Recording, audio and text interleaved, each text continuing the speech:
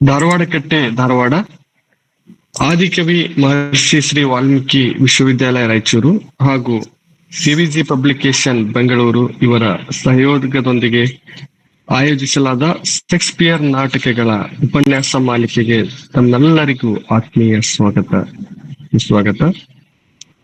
ಇಂದಿನ ವಿಶೇಷ ಉಪನ್ಯಾಸಕರಾದ ಡಾಕ್ಟರ್ ವಿ.ಟಿ. ನಾಯಕ್, ಲೇಖಕರು, ಧಾರವಾಡ ಅವರನ್ನು ಅತ್ಯಂತ ಪ್ರೀತಿಯಿಂದ ಈ ಕಾರ್ಯಕ್ರಮಕ್ಕೆ ಸ್ವಾಗತವನ್ನು ಕೋರುತ್ತೇನೆ. ಸ್ವಾಗತ ಸರ್. ಅದೇ ರೀತಿ ಇವತ್ತಿನ ಈ ಕಾರ್ಯಕ್ರಮದ ಅಧ್ಯಕ್ಷತೆಯನ್ನು ವಹಿಸಿರುವ ಕರ್ನಾಟಕ ಕೇಂದ್ರೀಯ ವಿಶ್ವವಿದ್ಯಾಲಯದ ಅಧ್ಯಯನಾಂಗದ ನಿರ್ದೇಶಕರಾದ ಪ್ರೊಫೆಸರ್ ಬಸವರಾಜ್ ದೊಣ್ಣೂರ್ ಅವರನ್ನು ಕೂಡ ಗೌರವಪೂರ್ವಕವಾಗಿ ಈ ಕಾರ್ಯಕ್ರಮಕ್ಕೆ ಸ್ವಾಗತವನ್ನು ಕೋರುತ್ತೇನೆ. ಸ್ವಾಗತ ಸರ್.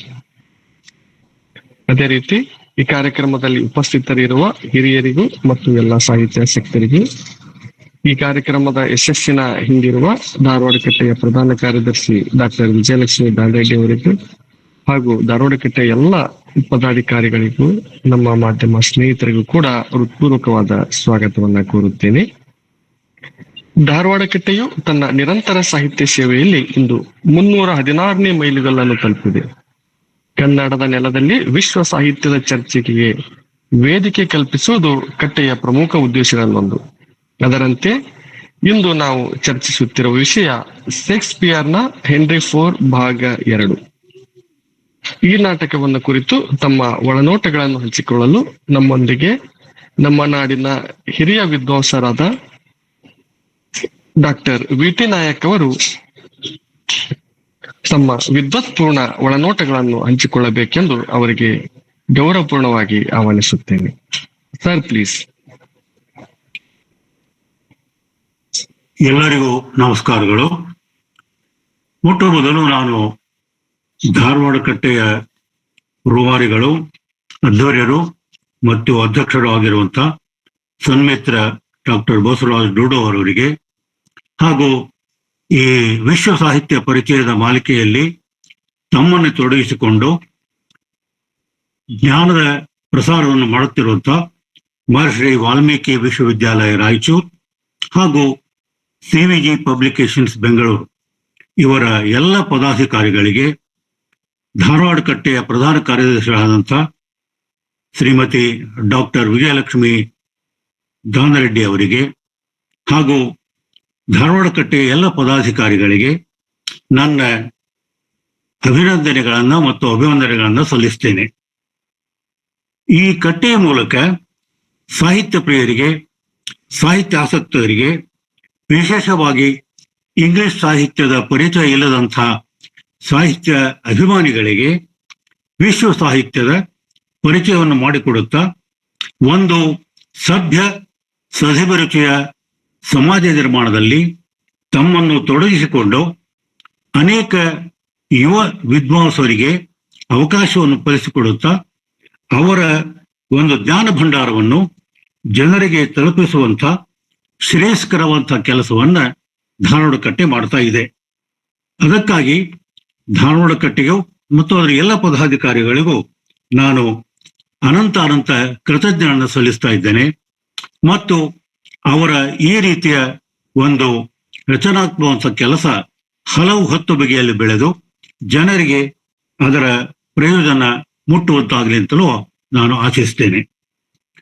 ವಿಲಿಯಂ ಶೇಕ್ಸ್ಪಿಯರನ ಹೆನ್ರಿ IV ಭಾಗ 2 ಈ ನಾಟಕವನ್ನು ಕುರಿತು ಮಾತನಾಡೋಕ್ಕಿಂತ ಮುಂಚೆ ನಾನು ಪ್ರಾಸ್ತಾವಿಕವಾಗಿ ಒಂದೆರಡು ಮಾತುಗಳನ್ನು ಹೇಳಲಿಕ್ಕೆ ಬಯಸ್ತೇನೆ.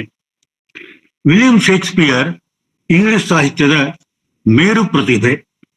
ತನ್ನ ಕಾವ್ಯ ಹಾಗೂ ನಾಟಕಗಳ ಮೂಲಕ ಕೇವಲ ಇಂಗ್ಲಿಷ್ ದೇಶದ ಜನರಿಗೆ ಅಷ್ಟೇ ಅಲ್ಲ, ಜಾಗತಿಕ ಮಟ್ಟದಲ್ಲಿಯೂ ಕೂಡ ತನ್ನ ಅಚ್ಚಳಿದ ಪ್ರಭಾವವನ್ನು ಬೀರಿದಂಥ ಒಬ್ಬ ಕವಿ ಮತ್ತು ನಾಟಕಕಾರ.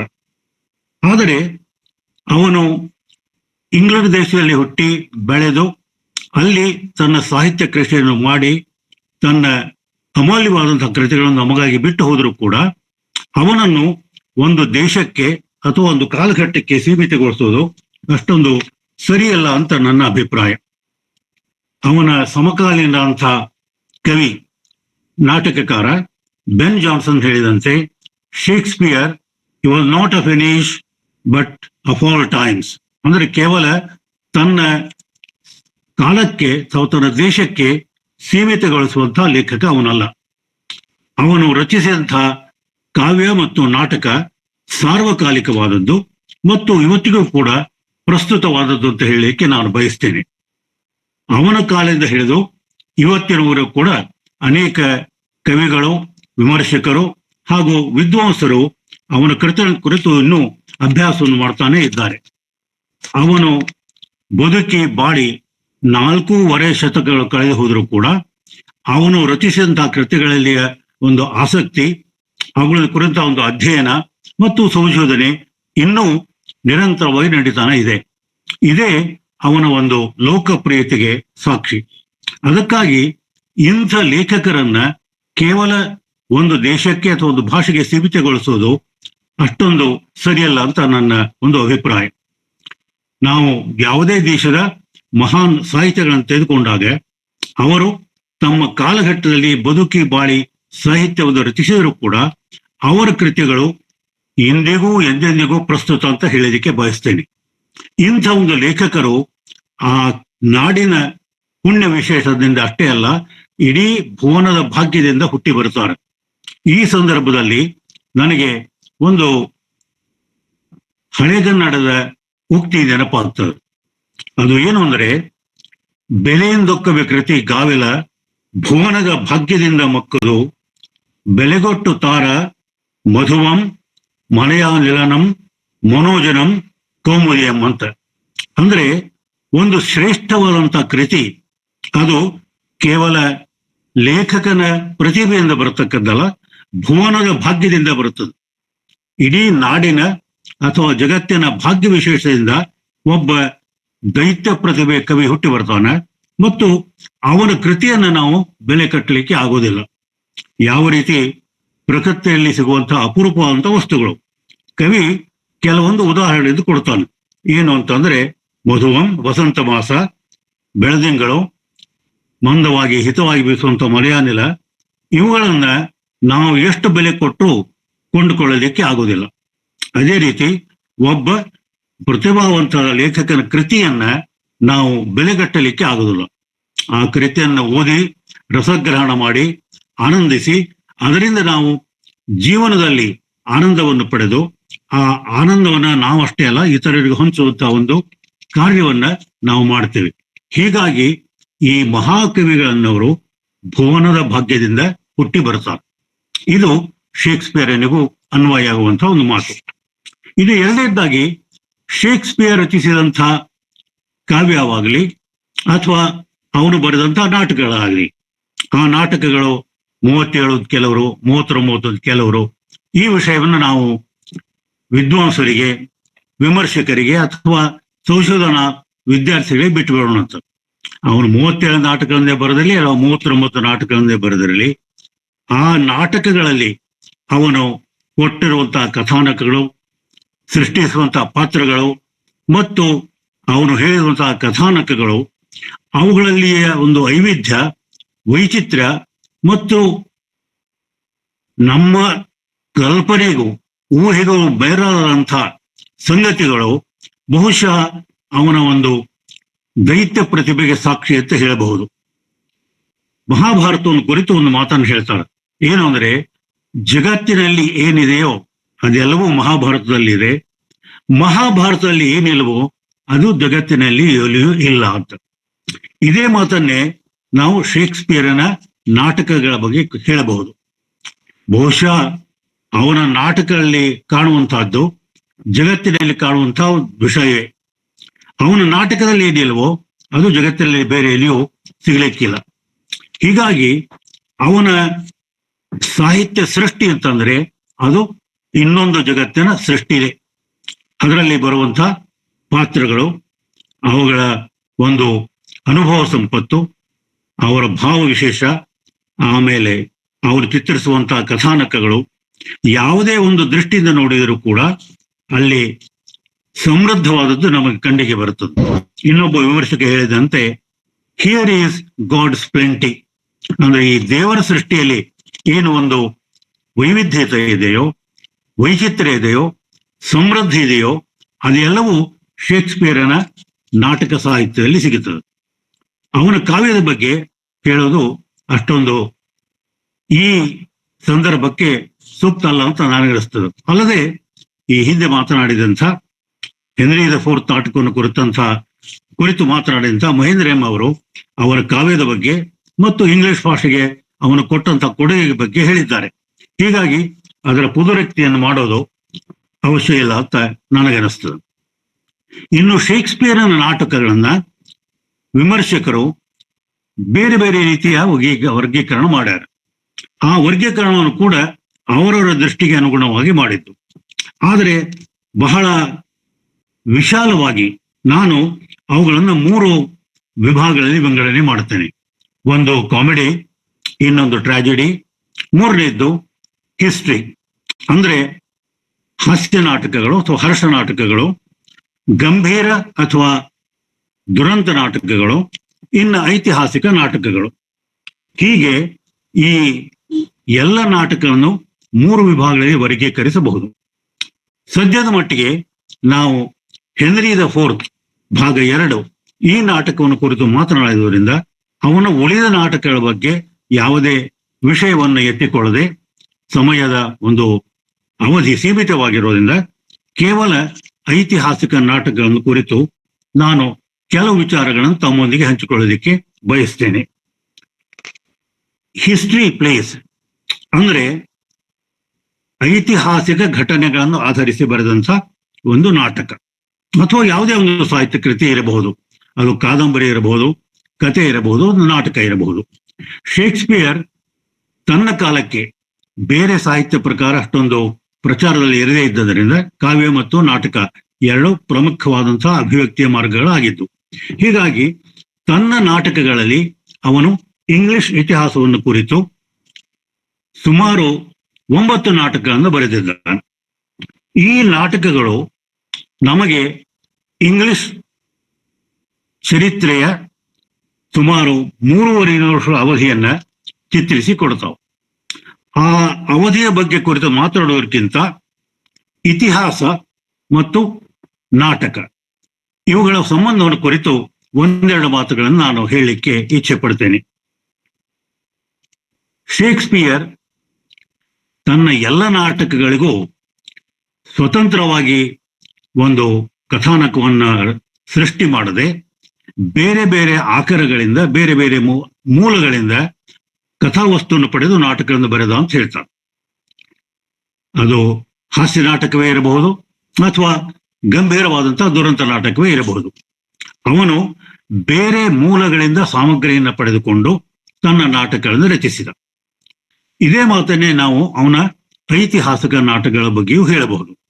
ಅವನು ತನ್ನ ಇತಿಹಾಸ ನಾಟಕಗಳಿಗೆ ಇಂಗ್ಲಿಷ್ ಹಿಸ್ಟ್ರಿಯನ್ನಲ್ಲದೆ ಆ ಇಂಗ್ಲಿಷ್ ಹಿಸ್ಟ್ರಿಯನ್ನು ಕುರಿತು ಲಭ್ಯವಿರುವಂಥ ಹಾಲಿನ್ಶೆಟ್ಸ್ ಕ್ರಾನಿಕಲ್ಸ್ ಮತ್ತು ಬೇರೆ ಬೇರೆ ಆಕರಗಳಿಂದ ತನ್ನ ಮಾಹಿತಿಯನ್ನು ಪಡೆದ.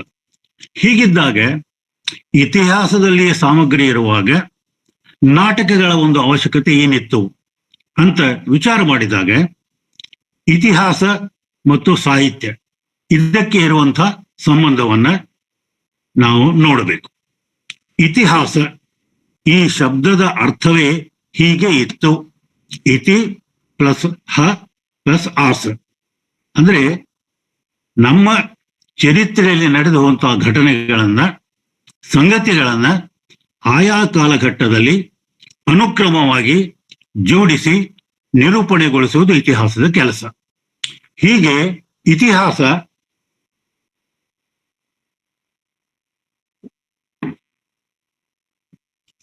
ಗತಕಾಲದಲ್ಲಿ ನಡೆಯುವಂತಹ ಘಟನೆಗಳನ್ನ ಒಂದು ಕಾಲಕ್ರಮದಲ್ಲಿ, ಕ್ರೊನಾಲಾಜಿಕಲ್ ಆರ್ಡರ್ ಅಂತ ಏನು ಹೇಳ್ತೀವಿ, ಆ ಒಂದು ಕ್ರಮಬದ್ಧವಾದ ರೀತಿಯಲ್ಲಿ ಪ್ರಸ್ತುತಪಡಿಸ್ತದೆ. ಅಲ್ಲಿ ಮುಖ್ಯವಾಗಿ ಇರುವಂತಹ ಒಂದು ಉದ್ದೇಶ ಏನು ಅಂದ್ರೆ, ಇತಿಹಾಸಕಾರ ಇತಿಹಾಸದಲ್ಲಿ ನಡೆದಂತಹ ಘಟನೆಗಳಿಗೆ ಯಾವುದೇ ರೀತಿಯ ಒಂದು ಅಪಚಾರವನ್ನು ಮಾಡದೆ ಸತ್ಯಕ್ಕೆ ನಿಷ್ಠವಾಗಿ ಅವುಗಳನ್ನು ನಿರೂಪಿಸ್ತಾ ಹೋಗೋದು. ಆದರೆ ಇದೇ ಸಾಮಗ್ರಿಯನ್ನು ಬಳಸಿಕೊಂಡು ಒಬ್ಬ ಸೃಜನಶೀಲ ಅಂತ ಲೇಖಕ ಕಥೆಯನ್ನು ನಾಟಕವನ್ನು ಬರೆದಾಗ ಅದನ್ನ ಯಥಾವತ್ತಾಗಿ ಬಳಸಿಕೊಳ್ಳುವುದಿಲ್ಲ. ನಾವು ಕನ್ನಡದಲ್ಲಿ ಒಂದು ಶಬ್ದವನ್ನು ಉಪಯೋಗಿಸ್ತೇವೆ, ಮಕ್ಕಿ ಕ ಮಕ್ಕಿ ಅಂತ, ಇದ್ದಕ್ಕಿದ್ದಂತೆ ಯಥಾವತ್ತಾಗಿ ಅಂತ. ಈ ರೀತಿ ಐತಿಹಾಸಿಕ ಘಟನೆಗಳನ್ನ ನಿರೂಪಣೆಯನ್ನು ಮಾಡುವುದಿಲ್ಲ. ಹಾಗಾದ್ರೆ ಈ ರೀತಿಯ ಒಂದು ಇತಿಹಾಸವನ್ನು ಪುನಃ ಸೃಷ್ಟಿ ಮಾಡ್ಲಿಕ್ಕೆ ಆಗಲಿ ಅಂದ್ರೆ ನಾಟಕವನ್ನು ರಚಿಸುವಂತಹ ಉದ್ದೇಶ ಏನು ಅಂದ್ರೆ, ಒಬ್ಬ ಸೃಜನಶೀಲ ಅಂತ ಲೇಖಕ ಆ ಇತಿಹಾಸದ ಘಟನೆಗಳನ್ನ ಕುರಿತು ಅವನ ಅಧ್ಯಯನ ಮಾಡಿ ಆ ಘಟನೆಗಳ ಮೂಲಕ ಹೊರಹೊಮ್ಮುವಂತಹ ಒಂದು ಸತ್ಯವನ್ನ ತನ್ನ ಓದುಗರಿಗೆ ಅಥವಾ ನಾಟಕ ಇದ್ದರೆ ಪ್ರೇಕ್ಷಕರಿಗೆ ತೋರಿಸಿಕೊಡೋದು ಅವನ ಉದ್ದೇಶ. ಅಂದ್ರೆ ಇತಿಹಾಸ ವಾಸ್ತವ ಸತ್ಯವನ್ನ, ಫ್ಯಾಕ್ಚುವಲ್ ಟ್ರೂತ್ ಕೊಟ್ರೆ ನಾಟಕಕಾರನಾದವ ಅವುಗಳನ್ನ ಆಧರಿಸಿ ಅವುಗಳಿಂದ ಹೊರಹೊಮ್ಮುವಂತ ಒಂದು ಸಾರ್ವಕಾಲಿಕ ಸತ್ಯವನ್ನು ಅಥವಾ ಒಂದು ಪೊಯಿಟಿಕ್ ಟ್ರೂತ್, ಕಾವ್ಯ ಸತ್ಯವನ್ನು, ಅದರ ದರ್ಶನವನ್ನು ಮಾಡಿಸುವುದು ಅವನ ಕೆಲಸ. ಅಂದ್ರೆ ಆ ಘಟನೆಗಳನ್ನ ಆಧರಿಸಿ ಒಂದು ನಿರ್ದಿಷ್ಟವಾದಂಥ ಕಾಲಘಟ್ಟದಲ್ಲಿ, ಸಂದರ್ಭದಲ್ಲಿ, ಸನ್ನಿವೇಶದಲ್ಲಿ ಕೆಲವೊಂದು ಪಾತ್ರಗಳು ಈ ರೀತಿಯಾಗಿ ಮುಖಾಮುಖಿಯಾದಾಗ ಏನು ಒಂದು ಆಗಬಹುದು, ಯಾವುದು ಸಂಭಾವ್ಯ, ಅರಿಸ್ಟಾಟಲ್ ವಾಟ್ ಈಸ್ ಪ್ರಾಬಬಲ್ ಅನ್ನೋದನ್ನ ಹೇಳ್ತಾನೆ. ಹೀಗೆ ಅವುಗಳನ್ನು ಆಧರಿಸಿ what may happen or what is likely to happen, what is probable to happen, ಇವುಗಳನ್ನು ತೋರಿಸಿಕೊಡೋದು ಸೃಜನಶೀಲ ಅಂತ ಲೇಖಕನ ಒಂದು ಉದ್ದೇಶ. ಹೀಗಾಗಿ ಅರಿಸ್ಟಾಟಲ್ ಇತಿಹಾಸಕ್ಕಿಂತಲೂ ಹೆಚ್ಚು ಮಹತ್ವವನ್ನು ಸಾಹಿತ್ಯಕ್ಕೆ ಕೊಡ್ತಾನೆ, ನಾಟಕ ಇರಬಹುದು ಅಥವಾ ಮಹಾಕಾವ್ಯ ಇರಬಹುದು. ಹೀಗಾಗಿ ಈ ಶೇಕ್ಸ್ಪಿಯರನ ನಾಟಕಗಳು, ಐತಿಹಾಸಿಕ ನಾಟಕಗಳು ಕೇವಲ ಇಂಗ್ಲೆಂಡದ ಸುಮಾರು 300 ಅಥವಾ 350 ವರ್ಷಗಳ ಇತಿಹಾಸವನ್ನ ಪುನರ್ ಸೃಷ್ಟಿಸಿ ಕೊಡ್ತಾವೆ. ಈ 350 ವರ್ಷಗಳ ಇತಿಹಾಸ ಸುಮಾರು 1200 ಹಿಡಿದು 1530ರವರೆಗೆ ಇಂಗ್ಲೆಂಡದಲ್ಲಿ ಆಳಿದಂಥ ರಾಜರುಗಳು ಮತ್ತು ಆ ರಾಜರ ಆಳ್ವಿಕೆಯಲ್ಲಿ ನಡೆದಂಥ ಒಂದು ಘಟನಾವಳಿ ಮತ್ತು ತನ್ಮೂಲಕ ಆ ಸಮಯದಲ್ಲಿಯ ರಾಜಕೀಯ ಸಾಮಾಜಿಕ ಪರಿಸ್ಥಿತಿ ಏನಿತ್ತು ಹಾಗೂ ಇಂಗ್ಲೆಂಡ್ ಯಾವ ಯಾವ ಒಂದು ಘಟನಾವಳಿಯ ಮೂಲಕ ನಡೆದು ಬಂದು ಅದು ಹೆನ್ರಿ ದ ಫಿಫ್ತನ ಕಾಲಕ್ಕೆ ಒಂದು ಆದರ್ಶ ರಾಜ್ಯವ, ಆದರ್ಶ ಅಂತಂದ್ರೆ ಪೊಲಿಟಿಕಲಿ, ನಾನು ತಾತ್ವಿಕವಾಗಿ ಹೇಳ್ತಾ ಇಲ್ಲ, ಒಂದು ಆದರ್ಶ ರಾಜ್ಯ ಅನ್ಲಿಕ್ಕೆ ಆ ದೇಶದಲ್ಲಿ ಸುಭದ್ರವಾದಂಥ ಸುಸ್ಥಿರವಾದಂಥ ಸರ್ಕಾರ ಮತ್ತು ಆ ಸರ್ಕಾರದಲ್ಲಿ ಜನರು ಶಾಂತಿಯಿಂದ, ಸೌಹಾರ್ದದಿಂದ, ಸುಖದಿಂದ, ನೆಮ್ಮದಿಯಿಂದ ಜೀವನ ಸಾಗಿಸಿದಂಥ ಒಂದು ವಾತಾವರಣ ನಿರ್ಮಾಣ ಆಗಬೇಕು. ಈ ಒಂದು ದೃಷ್ಟಿಯನ್ನು ಇಟ್ಟುಕೊಂಡು ಶೇಕ್ಸ್ಪಿಯರ್ ಈ ಐತಿಹಾಸಿಕ ನಾಟಕಗಳನ್ನು ಬರೆದರು. ಈ ಐತಿಹಾಸಿಕ ನಾಟಕಗಳನ್ನು ಚಿತ್ರಿಸಿದಂಥ ವಿಭಿನ್ನ ರಾಜರು, ಆ ರಾಜರ ಆಡಳಿತ, ಆ ರಾಜರ ಒಂದು ಶಕ್ತಿ ಏನಿತ್ತು, ಇತಿಮಿತಿಗಳೇನಿದ್ವು, ದೌರ್ಬಲ್ಯಗಳಿದ್ವು, ಯಾರು ಒಳ್ಳೆಯ ರಾಜರು ಇದ್ರು ಅಥವಾ ಆಗಬಹುದಾಗಿತ್ತು, ಯಾರ ಒಂದು ಆಡಳಿತದಲ್ಲಿ ಇಂಗ್ಲೆಂಡ್ ಅನೇಕ ರೀತಿಯ ಒಂದು ಕ್ಷೋಭೆಗೆ ಅಥವಾ ರಾಜಕೀಯ ಅಸ್ಥಿರತೆಗೆ ಗುರಿಯಾಯಿತು ಮತ್ತು ಜನರಲ್ಲಿ ಒಂದು ರೀತಿಯ ಕ್ಷೋಭೆ ಉಂಟಾಯಿತು, ಇವುಗಳ ಚಿತ್ರಣವನ್ನು ಕೊಡೋದರ ಜೊತೆಗೆ ಒಬ್ಬ ಉತ್ತಮ ರಾಜ ಅಂದ್ರೆ ಐಡಿಯಲ್ ಅನ್ನೋ ಅರ್ಥದಲ್ಲಿ ಒಬ್ಬ ಒಳ್ಳೆಯ ರಾಜ ಯಾವ ರೀತಿ ಇರಬೇಕು ಅನ್ನೋದರ ಒಂದು ಸ್ಪಷ್ಟವಾದಂತಹ ಚಿತ್ರಣವನ್ನು ಕೊಡ್ತಾರೆ. ಈ ನಾಟಕಗಳನ್ನ ನಾವು 2 ಗುಂಪುಗಳಲ್ಲಿ ವಿಂಗಡಿಸಬಹುದು. Richard the second, Richard the third ಮತ್ತು ಹೆನ್ರಿ ದ ಸಿಕ್ಸ್ತ್. ಈ ಹೆನ್ರಿ ದ ಸಿಕ್ಸ್ತ್ 3 ಭಾಗಗಳು. ಇದು ಈ 5 ನಾಟಕಗಳು ಒಂದು ಗುಂಪು. ಇಲ್ಲಿ ಹೆನ್ರಿ ದ ಸಿಕ್ಸ್ತ್ 3 ಭಾಗಗಳಲ್ಲಿ ಹೆನ್ರಿ ದ ಸಿಕ್ಸ್ತ್ ರಾಜನ ಆಡಳಿತವನ್ನು ಕುರಿತು ಅವನು ದಾಖಲಾತಿಯನ್ನು ಮಾಡಿದರೆ, ರಿಚರ್ಡ್ ದ ಸೆಕೆಂಡ್ ಮತ್ತು ರಿಚರ್ಡ್ ದ ಥರ್ಡ್ ಈ ನಾಟಕಗಳಲ್ಲಿ ರಾಜ ಮತ್ತು ರಾಜಪ್ರಭುತ್ವ ಇವುಗಳನ್ನು ಕುರಿತು ಅವನು ಒಂದು ಯಥಾವತ್ತಾದ ಚಿತ್ರಣವನ್ನು ಕೊಡ್ತಾನೆ. ಇನ್ನು 2ನೇ ಗುಂಪಿನಲ್ಲಿ ಹೆನ್ರಿ ದ ಫೋರ್ತ್ ಭಾಗ 1 ಮತ್ತು 2 ಹಾಗೂ ಹೆನ್ರಿ ದ ಫಿಫ್ತ್ ಈ 3 ನಾಟಕಗಳನ್ನ ನಾವು ಸೇರಿಸ್ತೇವೆ. ಹೆನ್ರಿ ದ ಫೋರ್ತ್ ಒಂದು ಕ್ಷಿಪ್ರ ಕ್ರಾಂತಿಯ ಮೂಲಕ ಇಮ್ಮಡಿ ರಿಚರ್ಡ್ನನ್ನ ಪದಚ್ಯುತಗೊಳಿಸಿ ಅಧಿಕಾರಕ್ಕೆ ಬಂದು ರಾಜ್ಯದ ಆಡಳಿತ ಸೂತ್ರವನ್ನು ಕೈಗೆ ತೆಗೆದುಕೊಂಡು ಅವನು ಆಡಳಿತವನ್ನು ನಡೆಸಿದ ಮೇಲೆ ಅಲ್ಲಿ ನಡೆದಂಥ ಒಂದು ರಾಜಕೀಯ ಘಟನೆಗಳು, ಆ ನಂತರ ಅವನ ಉತ್ತರಾಧಿಕಾರಿಗೆ ಬಂತ ಅವನ ಮಗ ಹೆನ್ರಿ ದ ಫಿಫ್ತ್, ಅವನು ಯಾವ ರೀತಿ ಆಡಳಿತ ನಡೆಸಿಕೊಂಡು ಹೋದ ಮತ್ತು ಯಾವ ರೀತಿ ಹೆನ್ರಿ ದ ಫಿಫ್ತ್ ಒಬ್ಬ ಆದರ್ಶ ರಾಜನಾಗಿ ಇಂಗ್ಲೆಂಡಕ್ಕೆ ದೊರೆತ. ಅವನ ಕಾಲದಲ್ಲಿ ಇಂಗ್ಲೆಂಡ್ ಒಂದು ಸುಸ್ಥಿರವಾದಂಥ ಸುಭದ್ರವಾದಂಥ ಸರ್ಕಾರವನ್ನು ಕಂಡು ಜನ ಬಹಳ ಸಂತೋಷದಿಂದ ಸುಖಮಯವಾದ ಜೀವನವನ್ನು ನಡೆಸಿದರು ಅನ್ನೋದರ ಚಿತ್ರಣವನ್ನು ಕೊಡ್ತಾನೆ. ಆದರೆ ಸದ್ಯಕ್ಕೆ ನನ್ನ ವಿಷಯ ಕೇವಲ henry the fourth part 4, henry the fourth part 2 ಇದಕ್ಕೆ ಸಂಬಂಧಪಟ್ಟದಿದ್ದರಿಂದ ನಾನು ಆ ಉಳಿದ ನಾಟಕಗಳ ಬಗ್ಗೆ ಯಾವುದೇ ಒಂದು ಚರ್ಚೆಯನ್ನು ಮಾಡದೆ ನನ್ನ ಈ ವಸ್ತುವನ್ನ ಕೇವಲ ಹೆನ್ರಿ ದ ಫೋರ್ತ್ ಪಾರ್ಟ್ 2 ಇದಕ್ಕೆ ಸೀಮಿತಗೊಳಿಸಿಕೊಂಡು ಹೇಳ್ತೇನೆ. ನಾವು ಇಂಗ್ಲಿಷ್ ಸಾಹಿತ್ಯ ಚರಿತ್ರೆಯನ್ನ, ಇಂಗ್ಲಿಷ್ ರಾಜಕೀಯ ಚರಿತ್ರೆಯನ್ನು ನೋಡಿದಾಗ ಆ ರಾಜಕೀಯ ಚರಿತ್ರೆಯಲ್ಲಿ 2 ರಾಜಮನೆತಗಳು ಅಧಿಕಾರಕ್ಕಾಗಿ ಪೈಪೋಟಿಯನ್ನು ನಡೆಸಿದ್ದನ್ನು ನೋಡುತ್ತೇವೆ. ಒಂದು ಯಾರ್ಕ್ ರಾಜಮನೆತನ, ಇನ್ನೊಂದು ಲ್ಯಾಂಕೆಸ್ಟರ್ ರಾಜಮನೆತನ. ಹೀಗಾಗಿ ಈ 2 ರಾಜಮನೆತಗಳು ಅಧಿಕಾರಕ್ಕಾಗಿ ಪೈಪೋಟಿಯನ್ನು ನಡೆಸಿ ಆ ಪೈಪೋಟಿಯಲ್ಲಿ ಒಮ್ಮೆ ಒಂದು ಮನೆತನ, ಇನ್ನೊಮ್ಮೆ ಇನ್ನೊಂದು ಮನೆತನ ಮೇಲುಗೈಯನ್ನು ಪಡೆದು ಯಾವ ರೀತಿ ರಾಜಕೀಯವಾಗಿ ಒಂದು ರೀತಿಯ ಅಸಮಾಧಾನ ಮತ್ತು ಪ್ರಕ್ಷುಬ್ಧ ವಾತಾವರಣ ನಿರ್ಮಿಸಿದವು. ಇದಕ್ಕೆ ಕೊನೆಗೊಂಡಂತೆ ಹೇಗೆ ಹೆನ್ರಿ ದ ಫಿಫ್ತ್ ಈ ಎಲ್ಲ ತೊಂದರೆಗಳನ್ನ ನಿವಾರಿಸಿಕೊಂಡು ಒಂದು ಒಳ್ಳೆಯ ಆಡಳಿತವನ್ನು ಕೊಟ್ಟ ಎಂಬುದನ್ನ ಶೇಕ್ಸ್ಪಿಯರ್ ತೋರಿಸ್ತಾನೆ. ಅಂದ್ರೆ ಶೇಕ್ಸ್ಪಿಯರ್ನ ಮೂಲ ಉದ್ದೇಶ ಇತಿಹಾಸವನ್ನ ಪುನರ್ರಚಿಸುವುದಲ್ಲ, ಅದರ ಮೂಲಕ ಒಬ್ಬ ಸಮರ್ಥ, ದಕ್ಷ ಮತ್ತು ಒಳ್ಳೆಯ ಆಡಳಿತಗಾರ ಹೇಗಿರಬೇಕು, ಅವನು ತನ್ನ ಆಡಳಿತದಲ್ಲಿ ಜನರನ್ನು ಹೇಗೆ ನೋಡಿಕೊಳ್ಳಬೇಕು ಎಂಬುದನ್ನು ತೋರಿಸ್ತಾನೆ. ಅಂದ್ರೆ ಒಬ್ಬ ಸೃಜನಶೀಲಂತಹ ಲೇಖಕ ಜನರ ಒಂದು ಆಶೋತ್ತರಗಳನ್ನ ಈಡೇರಿಸುವಂತಹ ಒಬ್ಬ ರಾಜ ಅಥವಾ ಆಡಳಿತಗಾರ ಹೇಗಿರಬೇಕು ಅನ್ನೋದನ್ನ ಸ್ಪಷ್ಟವಾಗಿ ಇಲ್ಲಿ ತೋರಿಸ್ತಾನೆ. ಆದ್ದರಿಂದ ಐತಿಹಾಸಿಕ ಸಾಹಿತ್ಯ, ಅದು ಕಾದಂಬರಿ ಇರ್ಬೋದು ಅಥವಾ ನಾಟಕ ಇರಬಹುದು, ಒಂದು ರೀತಿಯ ಮಾರ್ಗದರ್ಶನ ಮಾಡುವಂತಹ ಒಂದು ಕೃತಿ ಅಂತ ಹೇಳಬಹುದು. ಇಲ್ಲಿ ತಕ್ಷಣ ನನಗೆ ಒಂದು ಘಟನೆ ನೆನಪಾಗ್ತದೆ. ತಮಗೆಲ್ಲ ಗೊತ್ತಿರಬಹುದು, ಗಿರೀಶ್ ಕಾರ್ನಾಡ್ ರಚಿಸಿದಂತಹ ಒಂದು ನಾಟಕ ತುಘಲಕ್, ಐತಿಹಾಸಿಕ ನಾಟಕ, ಬಹಳ ಜನಪ್ರಿಯವಂತಹ ನಾಟಕ ಮತ್ತು ಅದು ಸಾಕಷ್ಟು ಖ್ಯಾತಿಯನ್ನು ಪಡೆಯಿತು. ಅನೇಕ ಭಾಷೆಗಳಲ್ಲಿ ಅನುವಾದಗೊಂಡು ಬೇರೆ ಬೇರೆ ದೇಶಗಳಲ್ಲಿ ಅದು ಪ್ರದರ್ಶನವನ್ನು ಕಂಡಿತು. ಆ ನಾಟಕ ಹಿಂದಿ ಭಾಷೆಗೆ ಅನುವಾದಗೊಂಡು ದಿಲ್ಲಿಯಲ್ಲಿ ಅದರ ಪ್ರದರ್ಶನವಾದಾಗ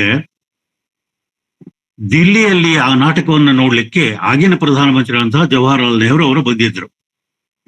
ಆ ನಾಟಕವನ್ನು ನೋಡ್ತಾ ನೋಡ್ತಾ ನೋಡ್ತಾ ಆ ತುಘಲಕ್ಕನ ಪಾತ್ರ ಬೆಳವಣಿಗೆ ಹೊಂದಿ ಅವನು ಕೈಗೊಂಡಂತಹ ಕ್ರಮಗಳು ನೆಹರೂರವರ ಮೇಲೆ ಎಷ್ಟೊಂದು ಪರಿಣಾಮವನ್ನು ಬೀರಿದವು ಅಂತಂದ್ರೆ ಆ ನಾಟಕವನ್ನು ಅವರು ಪೂರ್ಣ ನೋಡ್ಲಾರದೇನೆ ಅರ್ಧಕ್ಕೆನೆ ಎದ್ದು ಹೋದ್ರು. ಇದಕ್ಕೆ ಕಾರಣ ಏನು ಅಂತಂದ್ರೆ ಗಿರೀಶ್ ಕಾರ್ನಾಡರ ಆ ನಾಟಕದಲ್ಲಿ ತುಘಲಕ್ಕನನ್ನ ಒಬ್ಬ ಕನಸುಗಾರನನ್ನಾಗಿ, ಒಬ್ಬ ರಾಜ ಜನರಿಗೆ ಒಂದು ಒಳ್ಳೆಯ ಆಡಳಿತವನ್ನು ಕೊಡಲಿದ್ದಾಗಿ ಏನೇನೋ ಕನಸುಗಳನ್ನು ಕಂಡ, ಆ ಕನಸುಗಳನ್ನು ಸಾಕಾರಗೊಳಿಸಲಿಕ್ಕೆ ಎಷ್ಟೊಂದು ಕಷ್ಟಪಟ್ಟ, ಪ್ರಯತ್ನ ಪಟ್ಟ ಮತ್ತು ಆ ಮೂಲಕ ಅವನು ಅನುಭವಿಸಿದಂತಹ ಒಂದು ತೊಂದರೆಗಳು ಏನೇನು ಇವನ್ನೆಲ್ಲ ನೋಡಿದಾಗ ಬಹುಶಃ ನೆಹರು ಅವರು ಎಲ್ಲಿಗೋ ಅವರಿಗೂ ಕೂಡ ತಮ್ಮ ಕನಸಿನ ಭಾರತವನ್ನು ಕಟ್ಟುವಲ್ಲಿ ಎದುರಿಸುವಂತಹ ಸಮಸ್ಯೆಗಳೆದುರಾಗಿ ಆ ಸಮಸ್ಯೆಗಳಿಂದ ಗಲಿಬಿಲಿಗೊಂಡು ಬಹುಶಃ ನಾಟಕವನ್ನು ಪೂರ್ಣ ನೋಡ್ಲಾರದೆ ಎದ್ದು ಹೋಗಿರಬಹುದೇನೋ ಅಂತ ನನಗನ್ನಿಸ್ತದೆ. ಅಂದ್ರೆ ಇದನ್ನ ಹೇಳುವ ಉದ್ದೇಶ ಏನು ಅಂತಂದ್ರೆ ಒಬ್ಬ ಸೃಜನಶೀಲನಾದಂತಹ ಪ್ರತಿಭಾವಂತ ನಾಟಕಕಾರ ಯಾವ ರೀತಿ ತಾನು ಉಪಯೋಗಿಸಿಕೊಂಡಂತಹ ಸಾಮಗ್ರಿಯನ್ನ ಜನರ ಒಂದು ವಿಚಾರ ಪ್ರಚೋದನೆ ಮಾಡಲಿಕ್ಕಾಗಿ ಮತ್ತು ಅವರಲ್ಲಿ ಹೊಸದಾದಂತಹ ಕಲ್ಪನೆಯನ್ನು ಮೂಡಿಸಲಿಕ್ಕಾಗಿ ಬಳಸಿಕೊಳ್ಳಬಹುದು ಅನ್ನಲಿಕ್ಕೆ ಇದೊಂದು ಉದಾಹರಣೆ. ಹೀಗಾಗಿ ಈ ನಾಟಕಗಳ ಮೂಲಕ ಶೇಕ್ಸ್ಪಿಯರ್ ಕೇವಲ ಒಬ್ಬ ಉತ್ತಮ ಆಡಳಿತಗಾರ ಹೇಗಿರಬೇಕು ಅನ್ನೋ ಚಿತ್ರವನ್ನು ಕೊಡುವುದರ ಜೊತೆಗೆ ಆಗಿನ ಕಾಲದಲ್ಲಿ ಆ ದೇಶದಲ್ಲಿ ಜನರಲ್ಲಿ ದೇಶಾಭಿಮಾನವನ್ನ, ರಾಷ್ಟ್ರೀಯ ಪ್ರಜ್ಞೆಯನ್ನ ಪ್ರಚೋದಿಸುವಂತಹ ನಾಟಕಗಳನ್ನು ಬರೆಯುವುದು ಅವನ ಗುರಿಯಾಗಿತ್ತು. ಯಾವುದೇ ಒಂದು ದೇಶ ಪ್ರಗತಿಯನ್ನು ಸಾಧಿಸಬೇಕಾದರೆ, ವಿಕಾಸದ ಮಾರ್ಗದಲ್ಲಿ ನಡೆಯಬೇಕಾದರೆ ಒಬ್ಬ ಉತ್ತಮ ಆಡಳಿತಗಾರ ಅವಶ್ಯವಾಗಿ ಬೇಕೇ ಬೇಕು. ರಾಷ್ಟ್ರವನ್ನು ಮುನ್ನಡೆಸುವಂತಹ ಒಬ್ಬ ವ್ಯಕ್ತಿ ಅವನ ಧುರೀಣತ್ವದಲ್ಲಿ ರಾಷ್ಟ್ರ ಮುನ್ನಡೆಯಬೇಕಾದರೆ ಆ ಧುರೀಣತ್ವ ಗಟ್ಟಿಮುಟ್ಟಾಗಿ ಇರಬೇಕು ಅಷ್ಟೇ ಅಲ್ಲ, ಅದಕ್ಕೆ ಎಲ್ಲ ಜನರ ಸಹಕಾರವೂ ಬೇಕು. ಈ ಸಹಕಾರ ದೊರೆಯೋದು ಯಾವಾಗ? ಆ ರಾಜ ತನ್ನ ದಕ್ಷ ಆಡಳಿತ ಮೂಲಕ ಜನರಲ್ಲಿ ವಿಶ್ವಾಸವನ್ನ, ನಂಬಿಕೆಯನ್ನ ಹುಟ್ಟಿಸಿ ತಾನು ಇರುವವರೆಗೂ ಈ ದೇಶಕ್ಕೆ ಯಾರಿಂದಲೂ ಯಾವುದೇ ರೀತಿಯಿಂದಲೂ ಅಪಾಯ ಅಥವಾ ಹಾನಿ ಆಗದಂತೆ ನೋಡ್ಕೊಳ್ಳೋದು ತನ್ನ ಜವಾಬ್ದಾರಿ ಅಂತ ತಿಳಿಸಿಕೊಟ್ಟಾಗ ಜನ ಅವನಲ್ಲಿ ವಿಶ್ವಾಸವನ್ನಿಟ್ಟು, ನಂಬಿಕೆಯನ್ನಿಟ್ಟು ರಾಷ್ಟ್ರ ನಿರ್ಮಾಣದ ಕಾರ್ಯದಲ್ಲಿ ತೊಡಗುತ್ತಾರೆ. ಇಂಥ ಒಂದು ರಾಷ್ಟ್ರ ನಿರ್ಮಾಣದ ಕಾರ್ಯವನ್ನ ರೂಪಿಸಿ ಅದರ ಬಗ್ಗೆ, ದೇಶದ ಬಗ್ಗೆ ಅಭಿಮಾನವನ್ನ, ಪ್ರೇಮವನ್ನ ಹುಟ್ಟಿಸಿ ದೇಶಕ್ಕಾಗಿ ತಾವು ತಮ್ಮ ಅಳಿಲು ಸೇವೆಯನ್ನ ಸಲ್ಲಿಸಬೇಕು ಅನ್ನುವಂತಹ ಭಾವನೆಯನ್ನ ಪ್ರಚೋದನಗೊಳಿಸಿ ಜನರಲ್ಲಿ ಆ ರೀತಿಯ ಒಂದು ಭಾವನೆಯನ್ನ ಹುಟ್ಟಿಸೋದು ಈ ನಾಟಕಗಳ ಉದ್ದೇಶವಾಗಿತ್ತು. ಯಾಕೆ ಅಂತಂದ್ರೆ ಆಗಿನ ಕಾಲ, ಶೇಕ್ಸ್ಪಿಯರ್ ಬದುಕಿದ್ದಂಥ ಒಂದು ಕಾಲಘಟ್ಟ 16ನೇ ಶತಮಾನ, ರಾಣಿ ಎಲಿಜಬೆತ್ ಆಳ್ತಾ ಇದ್ದದ್ದು. ಬಹುಶಃ ಆ ಯುಗವನ್ನ ನಾವು ಇಂಗ್ಲೆಂಡದ ಸುವರ್ಣ ಯುಗ ಅಂತ ಕರಿತೇವೆ. ಹೀಗಿದ್ದಾಗ ಅಲ್ಲಿ ಜನರಲ್ಲಿ ಇದ್ದಂತಹ ಈ ದೇಶ ಪ್ರೇಮ ಮತ್ತು ದೇಶ ಸೇವೆ, ಈ ಭಾವನೆಗಳಿಗೆ ಪ್ರಚೋದನೆಯನ್ನ, ಪ್ರೋತ್ಸಾಹವನ್ನು ಕೊಟ್ಟು ಅದರಿಂದ ದೇಶ ಯಾವ ರೀತಿ ಸುದೃಢವಾಗಬಲ್ಲ ಅನ್ನೋದು ತೋರಿಸಿಕೊಳ್ಳುವ ಉದ್ದೇಶವಾಗಿತ್ತು. ಅಲ್ಲಿಯವರೆಗೆ ದೇಶದಲ್ಲಿ ಏನೇನು ಸಮಸ್ಯೆಗಳಿದ್ದವು. ಶತ್ರುಗಳು ಕೇವಲ ಹೊರಗಿನಿಂದ ಬರ್ತಾರ ಅಂತ ಹೇಳಿಕ್ ಬರೋದಿಲ್ಲ. ಆಂತರಿಕವಾಗಿ ರಾಜನ ವಿರುದ್ಧ ದಂಗೆ ಹೇಳುವುದು, ಪಿತೂರಿ ಮಾಡುವುದು, ಒಳಸಂಚು ತಂತ್ರ, ಕುಟಿಲ ತಂತ್ರ, ಹೀಗೆ ಒಂದು ಸರ್ಕಾರವನ್ನ ಅಭದ್ರಗೊಳಿಸಿ ಜನಜೀವನ ಅಸ್ತವ್ಯಸ್ತಗೊಳಿಸುವಂತಹ ಪ್ರಯತ್ನಗಳು ನಡೆದಾಗ ಯಾವುದೇ ರೀತಿಯ ಪ್ರಗತಿ ಆಗಲಿಕ್ಕೆ ಸಾಧ್ಯ ಇಲ್ಲ. ಅದಕ್ಕಾಗಿ ನಾವು ಯಾವುದೇ ದೇಶದವರಾಗಿರಲಿ ದೇಶದ ಬಗ್ಗೆ ಉಜ್ವಲವಾದಂತಹ ಅಭಿಮಾನವನ್ನ, ಪ್ರೇಮವನ್ನ ಬೆಳೆಸಿಕೊಳ್ಳಬೇಕು. ಶತ್ರುಗಳು ಹೊರಗಿದ್ರೆ ಅವರನ್ನು ಎದುರಿಸಬಹುದು. ಶತ್ರುಗಳ ಒಳಗೆ ಇದ್ದಾಗ ಅವರನ್ನ ಎದುರಿಸುವುದು ಬಹಳ ಕಠಿಣವಾದಂತಹ ಕೆಲಸ. ಹೀಗಾಗಿ ಈ ಒಂದು ಹಿನ್ನೆಲೆಯಲ್ಲಿ ಅವನು ರಚಿಸಿದಂತಹ ನಾಟಕಗಳನ್ನು ನೋಡಿ ಯಾವ ರೀತಿ ಹೆನ್ರಿ ದ ಫಿಫ್ತ್ ಒಬ್ಬ ಒಳ್ಳೆಯ ರಾಜನಾಗುವ ಲಕ್ಷಣಗಳಿದ್ದು ಎಂಬುದನ್ನು ಆ ನಾಟಕದಲ್ಲಿ ತೋರಿಸ್ತಾನೆ. ಈಗ ನಾನು ಹೆನ್ರಿ ದ ಫೋರ್ತ್ ಪಾರ್ಟ್ 2 ನಾಟಕಕ್ಕೆ ಬರ್ತೇನೆ. ತಮ್ಮ ಉಪನ್ಯಾಸದಲ್ಲಿ ಈ ಮೊದಲೇ ಮಾತಾಡಿದಂಥ ಡಾಕ್ಟರ್ ಮಹೇಂದ್ರ ಎಂ ಅವರು ಹೆನ್ರಿ ದ ಫೋರ್ತ್ ಪಾರ್ಟ್ 1 ನಾಟಕವನ್ನು ಕುರಿತು ಹೇಳುವಾಗ ಆ ನಾಟಕದಲ್ಲಿ ಹೆನ್ರಿ ದ ಫೋರ್ತ್ ಹೇಗೆ ರಿಚರ್ಡ್ ದ ಸೆಕೆಂಡ್ ರಾಜನನ್ನ ಪದಚ್ಯುತಗೊಳಿಸಿ ಅಧಿಕಾರಕ್ಕೆ ಬಂದ ನಂತರ ಅವನ ಆಡಳಿತದಲ್ಲಿ ಯಾವ ರೀತಿಯ ಸಮಸ್ಯೆಗಳು ಎದುರಾವು ಎಂಬುದನ್ನು ಅವರು ತೋರಿಸಿಕೊಟ್ರು. ಈಗ ಅದನ್ನೇ ಮುಂದುವರಿಸ್ತಾ ಹೆನ್ರಿ ದ ಫೋರ್ತ್ ನಾಟಕದ ಕೊನೆಯ ಹೊತ್ತಿಗೇನೆ ಒಂದು ಮುನ್ಸೂಚನೆ ನಮಗೆ ದೊರಕ್ತದೆ. ಆ ಮುನ್ಸೂಚನೆ ಏನು ಅಂತಂದ್ರೆ, ಯಾವ ರೀತಿ ಇದ್ದ ರಾಜನನ್ನ ಪದಚ್ಯುತಗೊಳಿಸಿ ಹೆನ್ರಿ ದ ಫೋರ್ತ್ ಅಧಿಕಾರಕ್ಕೆ ಬಂದನೋ ಅದೇ ಮಾರ್ಗವನ್ನ ಅಥವಾ ಅದೇ ಉಪಾಯವನ್ನ ಬಳಸಿಕೊಂಡು ಅವನ ವಿರುದ್ಧವಾಗಿ ಇದ್ದಂತಹ ಕೆಲವು ರಾಜರು ಅಥವಾ ರಾಜರನ್ನೋದಕ್ಕಿಂತ ಕೆಲವು ಆಕಾಂಕ್ಷಿಗಳು, ಅಧಿಕಾರವನ್ನ ಪಡೆಯಬೇಕು ಅನ್ನುವಂಥ ಆಕಾಂಕ್ಷಿಗಳು ರಾಜನ ವಿರುದ್ಧ ಯಾವ ರೀತಿ ಬಂಡು ಎದ್ದರು ಅನ್ನೋದನ್ನ ನಾವು ಆ ಹೆನ್ರಿ ದ ಫೋರ್ತ್ ಪಾರ್ಟ್ 1 ನಾಟಕದ ಕೊನೆಯಲ್ಲಿ ಕಾಣ್ತೇವೆ. ಅದನ್ನ ಮುಂದುವರೆದು ನಾವು ಈ ನಾಟಕದಲ್ಲಿ ಮುಂದುವರೆದನ್ನು ನೋಡ್ತೇವೆ. ಈ ನಾಟಕದಲ್ಲಿ ಬರುವಂಥ ಪಾತ್ರಗಳು, ಅವುಗಳನ್ನ ನಾನು ತಮ್ಮೆದುರಿಗೆ ಯಾಕೆ ಓದ್ತೇನೆ ಅಂತಂದ್ರೆ, ಒಂದು ಸದ್ಯ ಆಡಳಿತದ ಯಂತ್ರದ ಚುಕ್ಕಾಣಿಯಲ್ಲಿ ಹಿಡಿದಂಥ ರಾಜ, ಅವನ ಒಂದು ಗುಂಪು, Henry the fourth, Henry prince of Wales, ನಂತರ ಅವನೇ ರಾಜನಾಗ್ತಾನೆ, prince John of Lancaster, prince Humphrey, Thomas duke of Clarence, ಇವರು ಎಲ್ಲ ರಾಜ ಮತ್ತು ರಾಜನ ಮಕ್ಕಳು. ಇನ್ನ ಇವನ ವಿರುದ್ಧವಾಗಿ ಇದ್ದಂತಹ ಒಂದು ಬಂಡುಕೋರರ ಗುಂಪು, earl of Northumberland, Scroop archbishop of York, lord Mowbray, lord Hastings, lord Bardos, sir John Cavell, ಇವರು ಹೆನ್ರಿ ದ ಫೋರ್ತ್ ರಾಜನ ವಿರುದ್ಧ ಇದ್ದಂತಹ ಬಂಡುಕೋರರ ಗುಂಪು. ಇನ್ನು ರಾಜನಿಗೆ ನಿಷ್ಠರಾಗಿ ಕೆಲವು ಸರ್ದಾರರು, ಅವರು earl of Warwick, earl of Westmoreland, earl of Surrey, earl of Kent, Gower, Harcourt ಇತ್ಯಾದಿ. ರಾಜನ ನಿಷ್ಠರಾಗಿದ್ದಂತಹ ಅಧಿಕಾರಿಗಳು ಲಾರ್ಡ್ ಆಫ್ ಚೀಫ್ ಜಸ್ಟಿಸ್. ಇನ್ನು ಇದು ಮೇನ್ ಪ್ಲಾಟ್, ಇದರಲ್ಲಿ ಬರುವಂತಹ ಪಾತ್ರಗಳು, ಅದು ಐತಿಹಾಸಿಕ ವ್ಯಕ್ತಿಗಳು. ಇದಕ್ಕೆ ಪೂರಕವಾಗಿ ಶೇಕ್ಸ್ಪಿಯರ್ ಒಂದು ಸಾಮಾನ್ಯ ಜನರ ಒಂದು ಗುಂಪನ್ನ ನಿರ್ಮಿಸ್ತಾನೆ.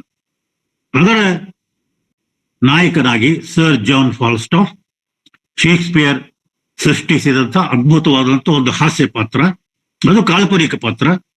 ಇನ್ನು ಅವನ ಸಂಗಾತಿಗಳಾಗಿ ಒಂದು ಕಡೆ ರಾಜಕುಮಾರ್, ಮುಂದೆ ರಾಜನಾಗದೇ ಇರುವ ಅವನು, ಆಮೇಲೆ ಈ ಸಾಮಾನ್ಯ ಜನರಲ್ಲಿಯೇ ಕೆಲವರು, ಎಡ್ವರ್ಡ್ ಪಾಯಿಂಟ್ಸ್, ಬಾರ್ಡೋಸ್, ಪೆಸ್ಟೋ, ಆಮೇಲೆ ಬೇರೆ ಬೇರೆ ಪಾತ್ರಗಳು ಬರ್ತಾವ. ಅವುಗಳನ್ನು ಸಂದರ್ಭಾನುಸಾರವಾಗಿ ನಾನು ಹೇಳ್ತೇನೆ. ಹೀಗೆ ಈ ಕಥಾನಕದಲ್ಲಿ ಒಂದು ಕಡೆ ರಾಜಮನೆತನ ಮತ್ತು ಆ ರಾಜಮನೆತನದಲ್ಲಿ ಅಧಿಕಾರಕ್ಕೆ ನಡೆಯುವಂತ ಒಂದು ಕಚ್ಚಾಟ, ಅದರ ಚಿತ್ರಣ ಒಂದು ಕಡೆ ಆದರೆ, ಅದಕ್ಕೆ ಪೂರಕವಾಗಿ ಸಾಮಾನ್ಯ ಜನರು. ಯಾಕೆ ಅಂದ್ರೆ ಐತಿಹಾಸಿಕ ನಾಟಕ ಅಂದಾಗ ಕೇವಲ ಉನ್ನತ ಅಥವಾ ಮೇಲ್ವರ್ಗದ ಜನರನ್ನ ಕುರಿತದ್ದಷ್ಟೇ ಇರೋದಿಲ್ಲ. ಒಂದು ಸಮಾಜದಲ್ಲಿ ಸಮಾಜವನ್ನು ನಡೆಸಿಕೊಂಡು ಹೋಗ್ಲಿಕ್ಕೆ ಒಂದು ಆಡಳಿತ ಯಂತ್ರ ಬೇಕು. ಆ ಆಡಳಿತ ಯಂತ್ರವನ್ನು ನಡೆಸಿಕೊಂಡು ಹೋಗ್ಲಿಕ್ಕೆ ರಾಜನೋ ಅಥವಾ ಮತ್ತೊಬ್ಬರು ಯಾರೋ ಒಬ್ರು ಬೇಕು. ಆದರೆ ಅವರು ಸಮಾಜಕ್ಕೆ ಸಂಬಂಧಪಟ್ಟದರಿಂದ ಈ ಒಂದು ರಾಜಕೀಯ ಶಕ್ತಿಯನ್ನು ಪ್ರತಿನಿಧಿಸುವಂತಹ ಒಂದು ಗುಂಪು, ಅದಕ್ಕೆ ಒಳಗಾಗಿರುವಂತಹ ಸಾಮಾನ್ಯ ಜನರು, ಇವರಿಬ್ಬರು ನಡುವ ಒಂದು ರೀತಿಯ ಹೊಂದಾಣಿಕೆ ಇದ್ದೇ ಇರುತ್ತದೆ.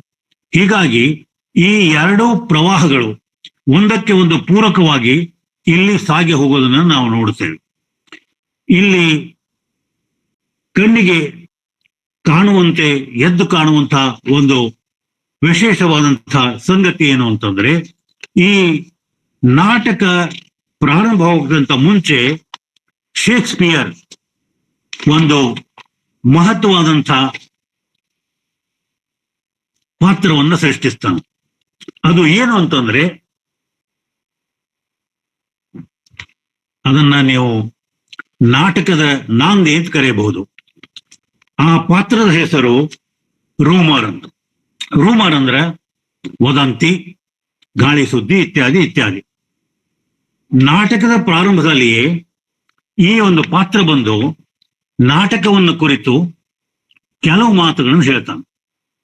ಸಾಮಾನ್ಯವಾಗಿ ಯಾವುದೇ ಒಂದು ನಾಟಕದಲ್ಲಿ, ವಿಶೇಷವಾಗಿ ಶೇಕ್ಸ್ಪಿಯರನ ನಾಟಕಗಳಲ್ಲಿ ಪ್ರಾರಂಭಿಕ ಸೀನ್, ಯಾವುದನ್ನು ನಾವು ಓಪನಿಂಗ್ ಸೀನ್ ಅಂತ ಕರೀತೇವೋ, ಅದು ಬಹಳ ಮುಖ್ಯವಾದದ್ದು.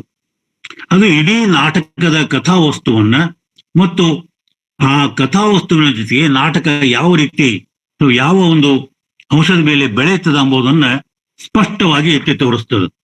ಈ ರೂಮರ್ ಅನ್ನೋದು ಬಂದು ಕೆಲವು ಮಾತುಗಳನ್ನ ಪ್ರೇಕ್ಷಕರನ್ನು ಉದ್ದೇಶಿಸಿ ಹೇಳ್ತಾನೆ. ರೂಮರ್ ಇದು ವದಂತಿ ಅಂತ ಹೇಳಿದೆ. ಬಹುಶಃ ಈ ತಂತ್ರವನ್ನು ಶೇಕ್ಸ್ಪಿಯರ್ ತನ್ನ ಕಾಲಕ್ಕಿಂತ ಮುಂಚೆ ಇದ್ದಂತ ಈ ಮೊರಾಲಿಟಿ ನಾಟಕ ಪ್ರಕಾರದಿಂದ ತೆಗೆದುಕೊಂಡಿರಬಹುದು. ಈ ಮೊರಾಲಿಟಿ ನಾಟಕದಲ್ಲಿ ಅಮೂರ್ತವಾದಂತಹ ಕಲ್ಪನೆಗಳು, ಅಮೂರ್ತವಾದಂತಹ ತತ್ವಗಳು ಮಾನವೀಕರಣಗೊಂಡು ಅವು ಕೆಲವು ಮಾತುಗಳನ್ನು ಹೇಳ್ತಾವ. ಇಲ್ಲಿ ರೂಮರ್ ನಾಟಕದ ಪ್ರಾರಂಭಕ್ಕೆ ಬಂದು ಹೇಳುವಂತಹ ಮಾತುಗಳು: open your ears, for which of you will stop the vent of hearing when loud rumour speaks. Loud rumour, ಗಟ್ಟಿ ಧ್ವನಿ. ಯಾಕಂದ್ರೆ ಸತ್ಯವನ್ನು ಹೇಳಲಿಕ್ಕೆ ನಾವು ಧ್ವನಿ ಎಷ್ಟು ಮಂದವಾಗಿರುತ್ತೋ ಅಷ್ಟು ಒಳ್ಳೆಯದು. ಆದರೆ ಸುಳ್ಳನ್ನ ನಾವು ಬಹಳ ಗಟ್ಟಿ ಧ್ವನಿಯಲ್ಲಿ ಹೇಳಬೇಕಾಗ್ತದೆ, ಯಾಕಂದ್ರೆ ಜನರನ್ನು ನಂಬಿಸಬೇಕಾಗ್ತದೆ. ಹೀಗಾಗಿ ಹೇಳೋದು, making the wind my post home, still unfold the acts comments on this ball of earth. Upon my tongue's continual slanders ride. ಸ್ಲಾಂಡರ್ ಅನ್ನೋ ಶಬ್ದ ಮಹತ್ವವಾದದ್ದು. ಈ ಸ್ಲಾಂಡರ್ ಏನದಲ್ಲ, ಜನರ ಬುದ್ಧಿಯನ್ನು ಕೆರಳಿಸಿ, ಭಾವನೆಗಳನ್ನು ಕೆರಳಿಸಿ, ಅವರನ್ನ ಸಲ್ಲದ ಕಾರ್ಯಕ್ಕೆ ತೊಡಗಿಸುವಂತಹ ಒಂದು ಕೆಲಸ. Under the smile of safety wounds the world. ಶೇಕ್ಸ್ಪಿಯರ್ನ ಎಲ್ಲ ನಾಟಕಗಳಲ್ಲಿ ಬರುವಂಥ ಮುಖ್ಯವಾದಂತಹ ಒಂದು ಥೀಮ್ ಏನು ಅಂದ್ರೆ ಅಪಿಯರೆನ್ಸ್ ಅಂಡ್ ರಿಯಾಲಿಟಿ.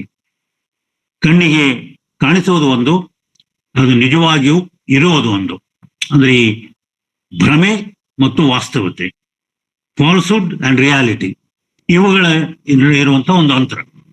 ಇವುಗಳ ಮೂಲಕ ಜನ ಯಾವ ರೀತಿ ತಪ್ಪು ದಾರಿಯನ್ನು ಹಿಡಿಯಬಹುದು ಅನ್ನೋದು, ಇದು ಅವನ ಎಲ್ಲ ನಾಟಕಗಳಿಗೂ ಎಲ್ಲ ನಾಟಕಗಳಿಗೂ ಕಂಡು ಬರುವಂತಹ ಒಂದು ಸಂಗತಿ. ಹೀಗಾಗಿ ಈ ರೂಮರ್ ಹೇಳುವಂತಹದ್ದು ಬಹಳ ಮಹತ್ವವಾದದ್ದು. ಸತ್ಯದ ಮಾರೆ ಮೇಲೆ ಹೊಡೆಯುವಂತ ಸುಳ್ಳು ಸುದ್ದಿ, ಇವುಗಳನ್ನು ಪ್ರಚೋದಿತರಾಗಿ ಜನರು ಯಾವ ರೀತಿ ದಾರಿಯನ್ನು ತಪ್ಪಬಹುದು. ಈ ನಾಟಕದಲ್ಲಿ ಆಗೋದು ಅದೇ. ಅಂದ್ರೆ ಪ್ರತಿಯೊಂದು ನಾಟಕದಲ್ಲಿಯೂ ಕೂಡ ಸತ್ಯದ ಮಾರೆ ಮೇಲೆ ಹೊಡೆಯುವಷ್ಟು ಸುಳ್ಳು, ಮತ್ತು ಸುಳ್ಳನ್ನ ನೀವು ಮೇಲಿಂದ ಮೇಲೆ ಹೇಳಿದರೆ ಅದೇ ಪರಮ ಸತ್ಯ ಅಂತ ಜನ ನಂಬಿ ಕೆಲಸದಲ್ಲಿ ತೊಡಗ್ತಾರೆ. ಇದು ಕೇವಲ ಶೇಕ್ಸ್ಪಿಯರ್ನ ಕಾಲಕ್ಕೆ ನಡೆಯುವಂತಹ ಸಂಗತಿ ಅಲ್ಲ. ಇವತ್ತಿಗೂ ಕೂಡ ನಮ್ಮ ದೇಶದ ರಾಜಕೀಯವನ್ನು ನೋಡಿದಾಗ ಇಂಥ ಘಟನೆಗಳನ್ನು ನಡೆಯೋದನ್ನು ನಾವು ನೋಡುತ್ತೇವೆ. ಅಂದ್ರೆ ನಾನು ಹೇಳೋ ಉದ್ದೇಶ ಏನು ಅಂತಂದ್ರೆ, ಅದು ರಾಜಕೀಯ ನಾಟಕವೇ ಇರಲಿ ಅಥವಾ ಬೇರೆ ಪ್ರಕಾರದ ನಾಟಕವೇ ಇರಲಿ, ಈ ತೋರಿಕೆ ಮತ್ತು ವಾಸ್ತವತೆ ಇವುಗಳ ಅಂತರವನ್ನು ಗುರುತಿಸಿ ಸೂಕ್ತವಾದಂತಹ ನಿರ್ಣಯವನ್ನು ಕೈಗೊಳ್ಳೋದು ಬಹಳ ಕಠಿಣವಾದಂತಹ ಕೆಲಸ. ಹೀಗಾಗಿ ನಾವು ಅನೇಕ ಸಲ ತಪ್ಪು ಹೆಜ್ಜೆಯನ್ನು ಇಟ್ಟು ನಾವು ಕಷ್ಟವನ್ನು ಅನುಭವಿಸುವುದಲ್ಲದೆ ನಾವು ಬೇರೆಯವರಿಗೂ ಕಷ್ಟವನ್ನ, ಕೇಡನ್ನ, ತೊಂದರೆಯನ್ನ ಉಂಟು ಮಾಡಬಹುದು. ಹೀಗೆ ಈ ನಾಟಕ ಪ್ರಾರಂಭವಾಗುವುದು ಇಂಥ ಒಂದು ವದಂತಿಗಳ ಮೂಲಕ. ಇನ್ನ ನಾಟಕದ ಪ್ರಾರಂಭದಲ್ಲಿ ಹೆನ್ರಿ ದ ಫೋರ್ತ್ ಅವನ ಆಡಳಿತವನ್ನ ವಿರೋಧಿಸಿ ಈಗಾಗಲೇ ಈ ಅವನ ವಿರುದ್ಧ ದಂಗೆ ಇದ್ದಿರುವಂತ ಕೆಲವು ವ್ಯಕ್ತಿಗಳ ಹೆಸರನ್ನು ನಾನು ಹೇಳಿದೆ. ಅವರು ಹೇಗಾದರೂ ಮಾಡಿ ರಾಜನನ್ನ ಅಧಿಕಾರದಿಂದ ಉರುಳಿಸಿ ತಾವು ಅಧಿಕಾರಕ್ಕೆ ಬರಬೇಕು ಅನ್ನುವಂಥ ಒಂದು ಹುನ್ನಾರ ಪ್ರಯತ್ನವನ್ನು ಮಾಡ್ತಾ ಇದ್ದಾರೆ. ಈ ಬಂಡುಕೋರರು ಇನ್ನೊಬ್ಬ ರಾಜಕೀಯ ಧೋರಣೆಯನ್ನ ನೆಚ್ಚಿಕೋತವ್ರು. ಅವರು ಯಾರು ಅಂತಂದ್ರೆ ಲಾರ್ಡ್ ನಾರ್ಥಂಬರ್ಲ್ಯಾಂಡ್. ಈ ಲಾರ್ಡ್ ನಾರ್ಥಂಬರ್ಲ್ಯಾಂಡ್ ಕೂಡ ಒಬ್ಬ ರಾಜಕೀಯವಾಗಿ ಪ್ರಮುಖವಂತ ವ್ಯಕ್ತಿ. ಇವನ ವಿಶೇಷ ಏನು ಅಂದ್ರೆ, ಒಂದು ಕಾಲಕ್ಕೆ ಇವನು ಹೆನ್ರಿ ದ ಫೋರ್ತ್, ಲಾರ್ಡ್ ಬೋಲಿಂಗ್ಬ್ರೋಕ್ ಅಂತ ಅವನ ಮೊದಲನೇ ಹೆಸರು, ಅವನು ರಿಚರ್ಡನನ್ನು ಪದಚ್ಯುತಗೊಳಿಸಿ ಅಧಿಕಾರಕ್ಕೆ ಬರಲಿಕ್ಕೆ ಸಹಾಯವನ್ನು ಮಾಡಿದಂತ ಒಬ್ಬ ಪ್ರಮುಖನಾದಂತಹ ವ್ಯಕ್ತಿ. ಆದರೆ ಅವನ ಮಗ ಹಾಟ್ಸ್ಪರ್ ಕಾರಣಾಂತರಗಳಿಂದ ರಾಜನ ವಿರುದ್ಧ ಬಂಡೆದ್ದು ಶ್ರೂಸ್ಬರಿ ಯುದ್ಧದಲ್ಲಿ ಅಪ್ರತಿಮ ಶೌರ್ಯದಿಂದ ಹೋರಾಡಿ ದುರ್ದೈವದಿಂದ ಸಾವನ್ನಪ್ಪಿದವ. ಆ ಶ್ರೂಸ್ಬರಿ ಯುದ್ಧದಲ್ಲಿ ಹಾಟ್ಸ್ಪರ್ ಸತ್ತು ಹೋಗಿದ್ದರಿಂದ ಲಾರ್ಡ್ ನಾರ್ಥಂಬರ್ಲ್ಯಾಂಡ್ ಅವನು ಒಂದು ರೀತಿ ಮಗನನ್ನು ಕಳೆದುಕೊಂಡು ದುಃಖದಲ್ಲಿಯೂ ಇದ್ದಾನೆ. ಮಗ ಸತ್ತದ್ದರಿಂದ ರಾಜನ ಮೇಲೆ ಸಿಡಿ ತೀರಿಸಿಕೊಳ್ಳಬೇಕು ಅನ್ನುವಂತಹ ಒಂದು ಮನಸ್ಥಿತಿಯಲ್ಲೂ ಅವನಿದ್ದಾನೆ. ಹೀಗಾಗಿ ಈ ಬಂಡುಕೋರರು ಈ ಅವಕಾಶವನ್ನು ಉಪಯೋಗಿಸಿಕೊಂಡು ಈ ಲಾರ್ಡ್ ನಾರ್ಥಂಬರ್ಲ್ಯಾಂಡ್ ಅನ್ನ ಸಹಾಯವನ್ನು ಅಪೇಕ್ಷಿಸುತ್ತಾರೆ. ಆದರೆ ಲಾರ್ಡ್ ನಾರ್ಥಂಬರ್ಲ್ಯಾಂಡ್ ಒಂದು ರೀತಿಯ ಅನಿರ್ಣಯದ ಸ್ಥಿತಿಯಲ್ಲಿ ಇದ್ದಾನೆ. ಅವನ ಹೆಂಡತಿ ಮತ್ತು ಸೊಸೆ, ಅಂದರೆ ಹಾಟ್ಸ್ಪರ್ನ ಹೆಂಡತಿ, ಇವರು ಅವನಿಗೆ ಈ ಯುದ್ಧದ ಒಂದು ಭೀಕರ ಪರಿಣಾಮವನ್ನು ನೋಡಿದ ಮೇಲೆ ನೀವು ಅದರಲ್ಲಿ ಭಾಗವಹಿಸೋದು ಬೇಡ, ತಟಸ್ಥರಾಗಿದ್ದು ಬಿಡೋದು ಒಳ್ಳೆಯದು ಅಂದಾಗೆ ಅವನು ಈ ಬಂಡುಕೋರರಿಗೆ ಸಹಾಯವನ್ನು ಮಾಡದೆ ತಟಸ್ಥನಾಗಿ ಉಳಿಯಕ್ಕೆ ನಿರ್ಧರಿಸಿ ಈ ಸಂಚಿನಿಂದ ಹಿಂದೆ ಸರಿತಾನೆ. ಬಂಡುಕೋರರು ತಾವು 3 ಜನ ತಮ್ಮ ತಮ್ಮ ಸೈನ್ಯದಲ್ಲಿ ಸುಮಾರು 50,000 ಸೈನಿಕರನ್ನು ಕರೆದುಕೊಂಡು ಅವರು ಈಗಾಗಲೇ ಒಂದು ಅಡವಿಯಲ್ಲಿ ಬೀಡು ಬಿಟ್ಟಿದ್ದಾರೆ, ಗಾಲ್ಟ್ರಿ ಕಾಡಿನಲ್ಲಿ ಬೀಡು ಬಿಟ್ಟಿದ್ದಾರೆ. ಅವರು ಮುಂದಿನ ತಮ್ಮ ವ್ಯೂಹನ ಕುರಿತು ಸಮಾಲೋಚನೆಯಲ್ಲಿ ತೊಡಗಿದ್ದಾರೆ. ಆವಾಗ ಒಬ್ಬ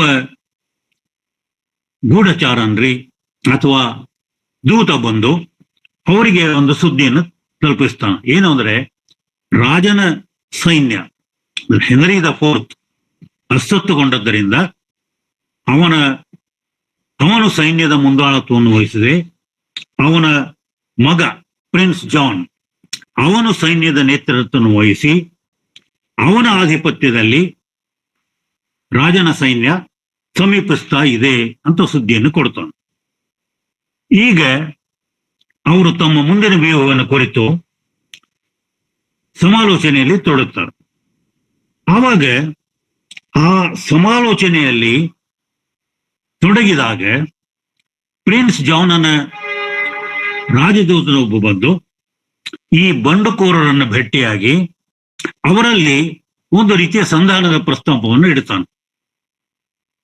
ರಾಜ ಬರದೇ ಇದ್ರೂ ಕೂಡ ಪ್ರಿನ್ಸ್ ಜಾನ್ ರಾಜನ ಎಲ್ಲ ಅಧಿಕಾರವನ್ನು ಪಡೆದುಕೊಂಡು ಯುದ್ಧದಿಂದ ಅಪಾರವಾದಂತಹ ಪ್ರಾಣಹಾನಿ, ಜನಹಾನಿ ಮತ್ತು ಇತರ ಹಾನಿ ಉಂಟಾಗುವುದರಿಂದ ನಾವು ಸಂಧಾನವನ್ನು ಯಾಕೆ ಮಾಡಿಕೊಳ್ಳಬಾರದು ಅಂತ ಆಲೋಚಿಸಿ ಸಂಧಾನಕ್ಕಾಗಿ ನಿಮ್ಮನ್ನು ಆಮಂತ್ರಿಸ್ತಾನ, ನೀವು ಒಪ್ಪುವುದಾದರೆ ಸಂಧಾನಕ್ಕೆ ಬರಬೇಕು ಅಂತ ಕರೀತಾನೆ.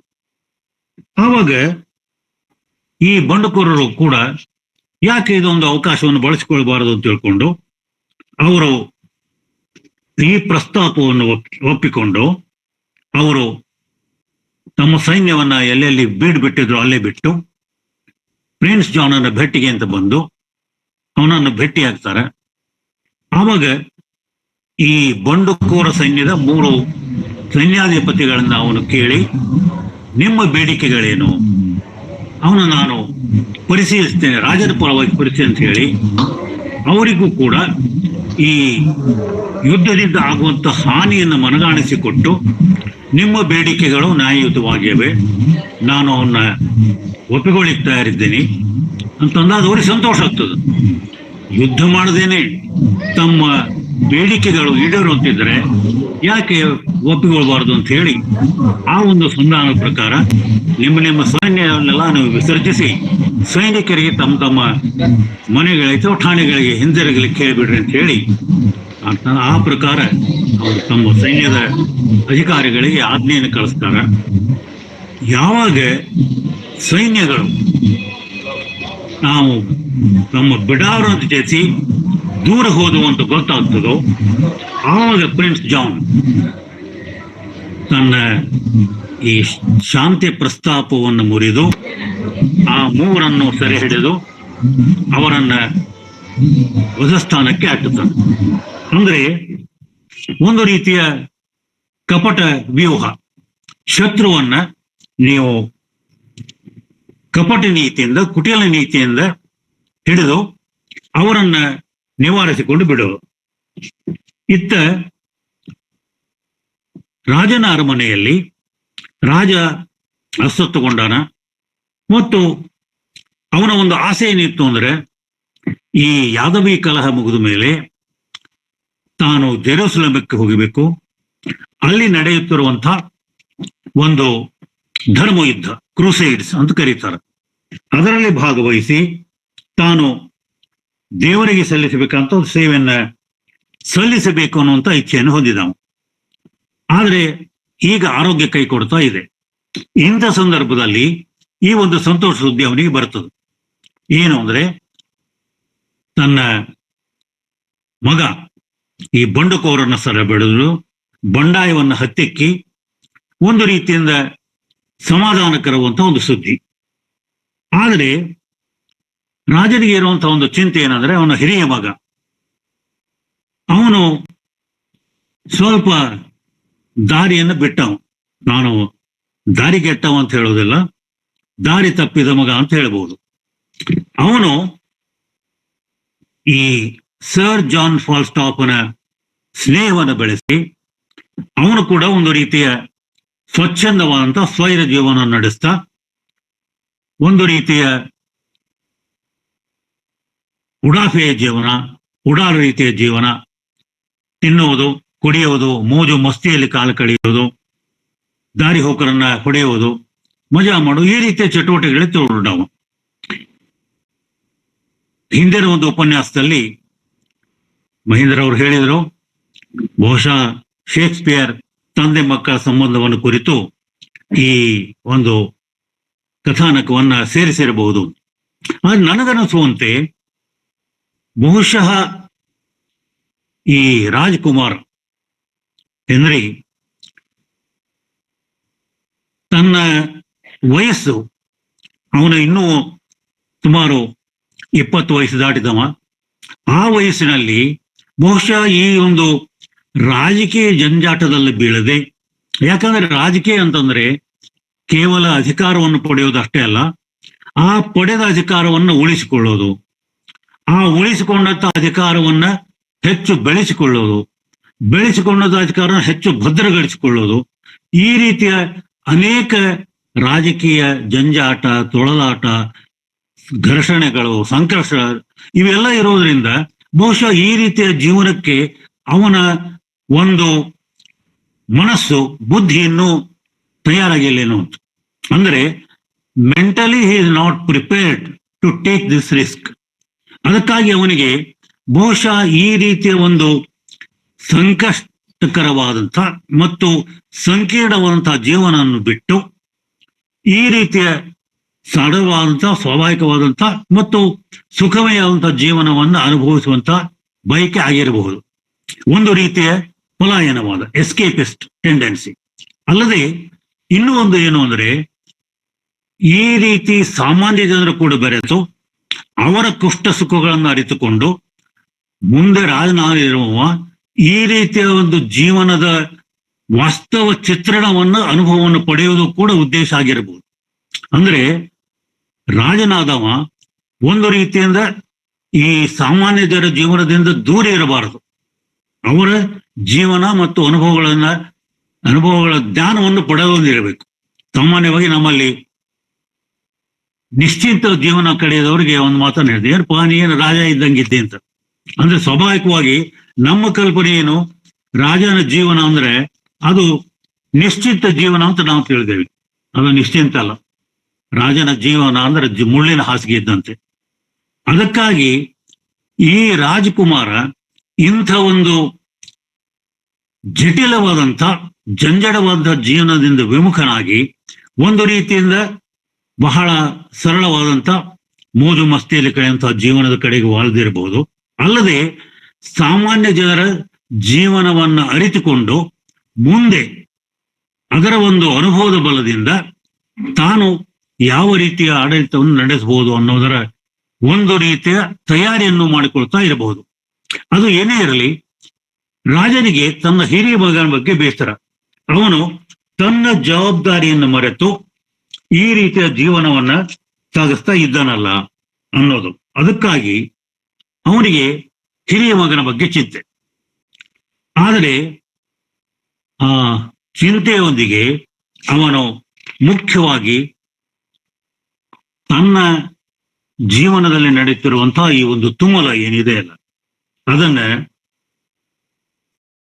ಬಹಳ ಅರ್ಥವತ್ತಾಗಿ ನಿರೂಪಣೆಯನ್ನು ಮಾಡ್ತಾನೆ. ಅದು ಏನಂತಂದ್ರೆ, ರಾಜಕೀಯದಲ್ಲಿ ಒಂದು ಕಾಲಕ್ಕೆ ಲಾರ್ಡ್ ಆಫ್ ನಾರ್ಥರ್ಮ್ಲ್ಯಾಂಡ್ ತಾನು ರಾಜನಾಯಕಕ್ಕೆ ಸಹಾಯವನ್ನು ಮಾಡಿದಂಥವು. ಆದರೆ ಈಗ ಅವರೇ ತಿರುಗಿ ಬಿದ್ದಾನೆ.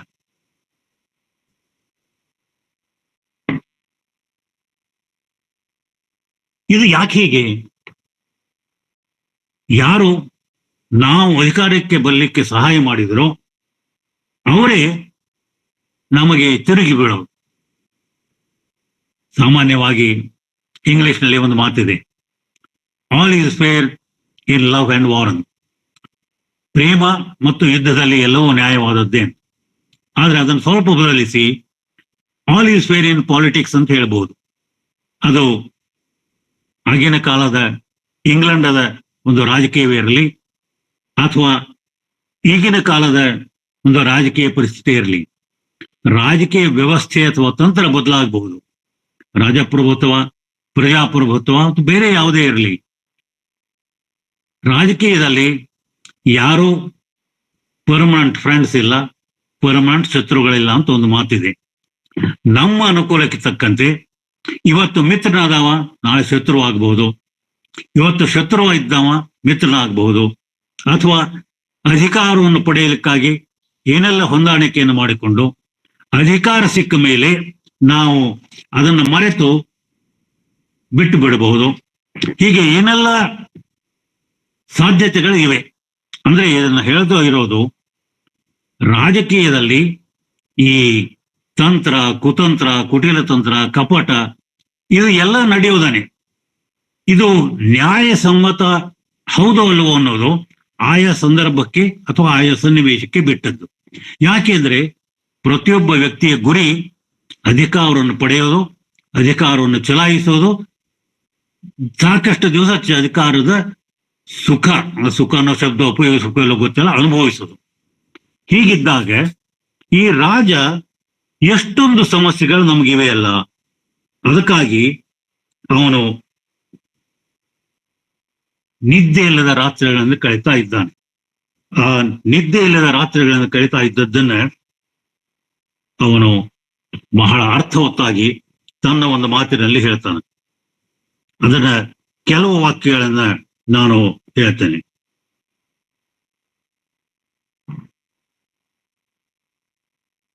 ಒಂದು ನಿಮಿಷ ಇಲ್ಲ, ಹೀಗಿದೆ. ಅಂದ್ರೆ ಆ ರಾಜ ಹೇಳುವಂತ ಒಂದು ಮಾತು ಏನು ಅಂದ್ರೆ,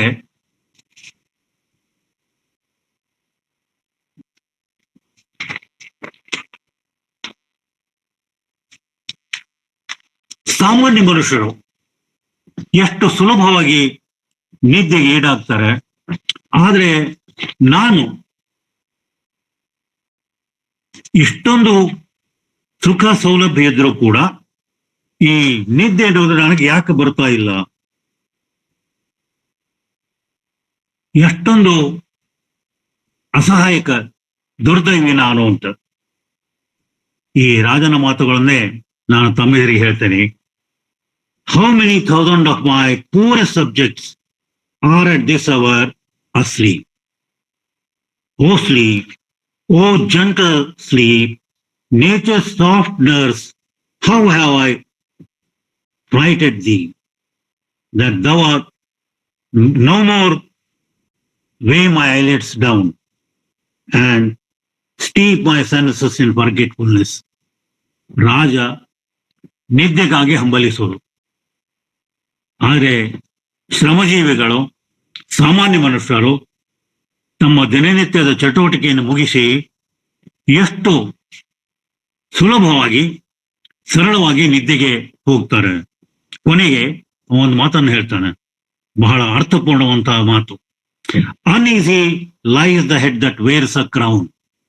ಯಾರ ತಲೆ ಮೇಲೆ ರಾಜ ಮುಕುಟವಿದೆಯೋ ಅಲ್ಲಿ ಯಾವಾಗಲೂ ಒಂದು ರೀತಿಯ ಅನ್ಈಸಿನೆಸ್, ಚಿಂತೆ, ಆತಂಕ, ಅಂಜಿಕೆ ಇವು ಇದ್ದಿದ್ದಾನೆ.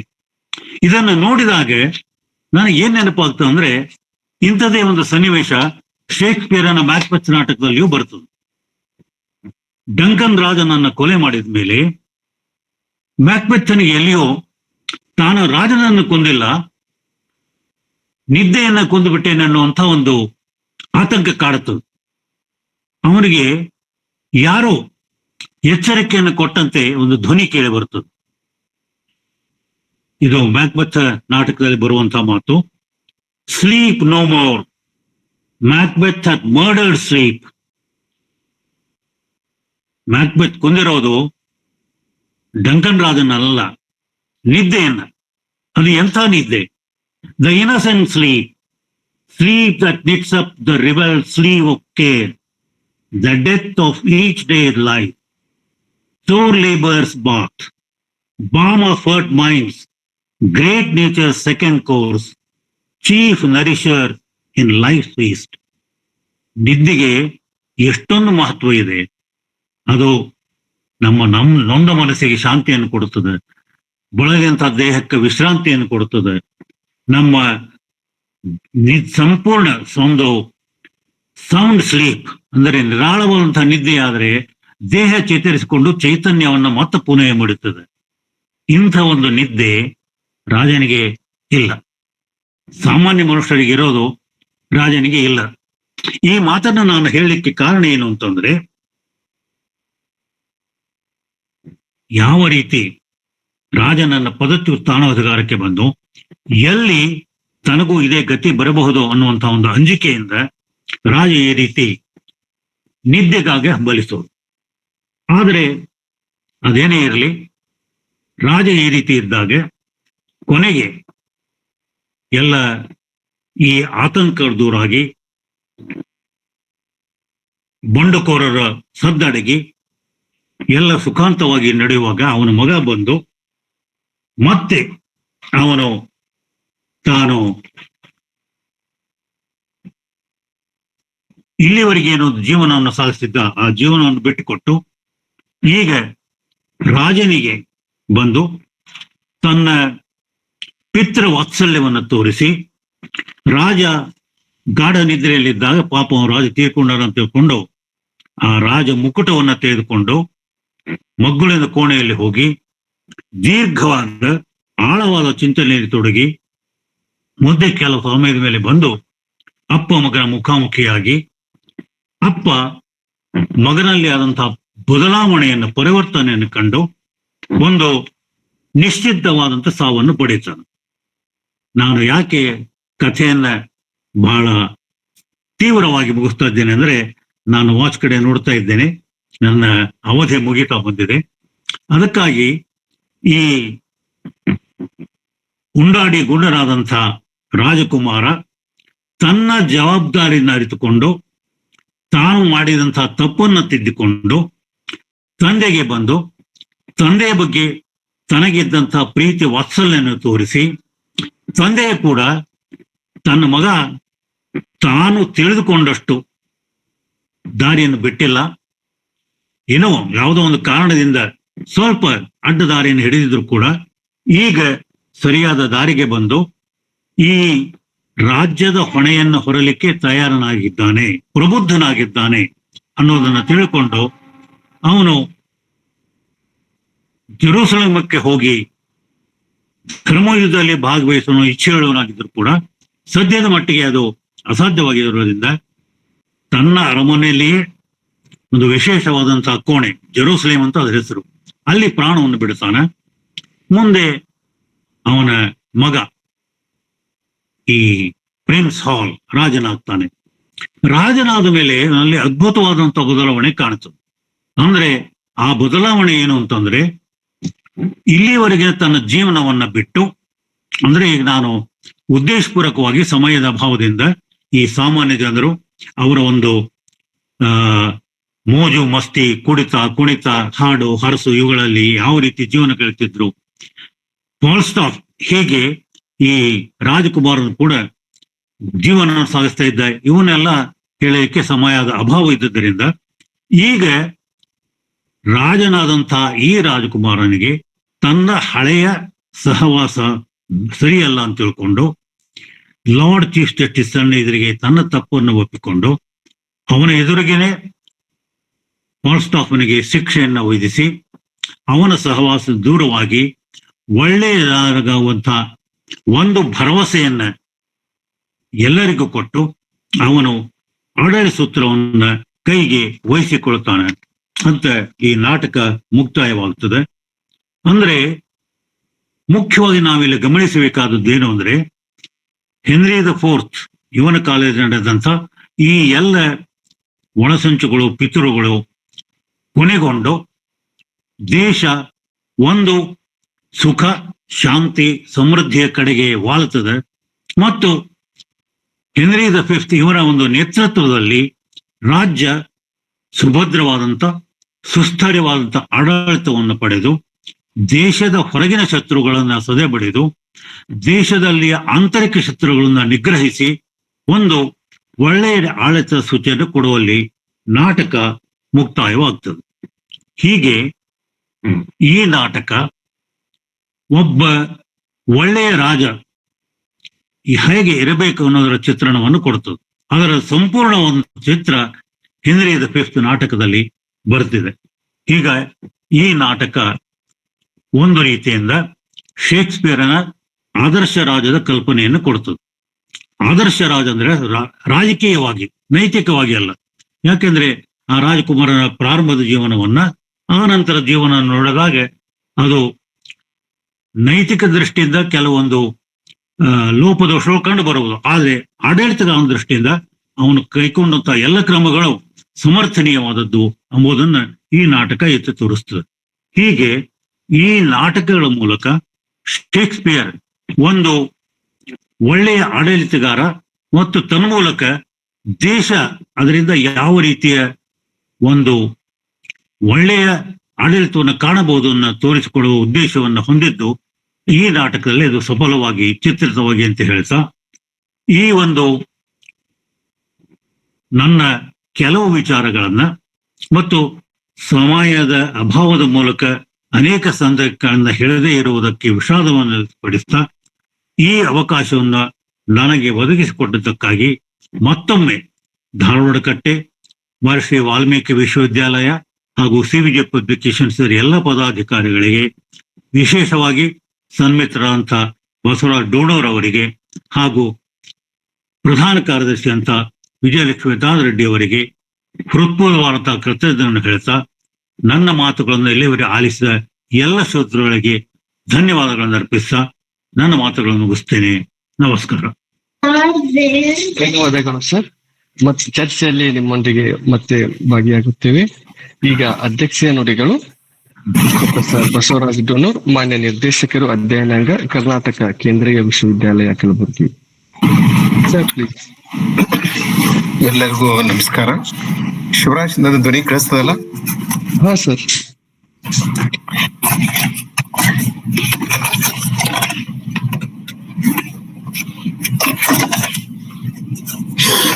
ಧಾರವಾಡ ಕಟ್ಟೆಯ ಎಲ್ಲ ಸಂಗಾತಿಗಳೇ, ಸ್ನೇಹಿತರೆ, ಸಾಹಿತ್ಯಾಸಕ್ತರೇ, ಹಿರಿಯರೇ, ಎಲ್ಲರಿಗೂ ನಮಸ್ಕಾರ.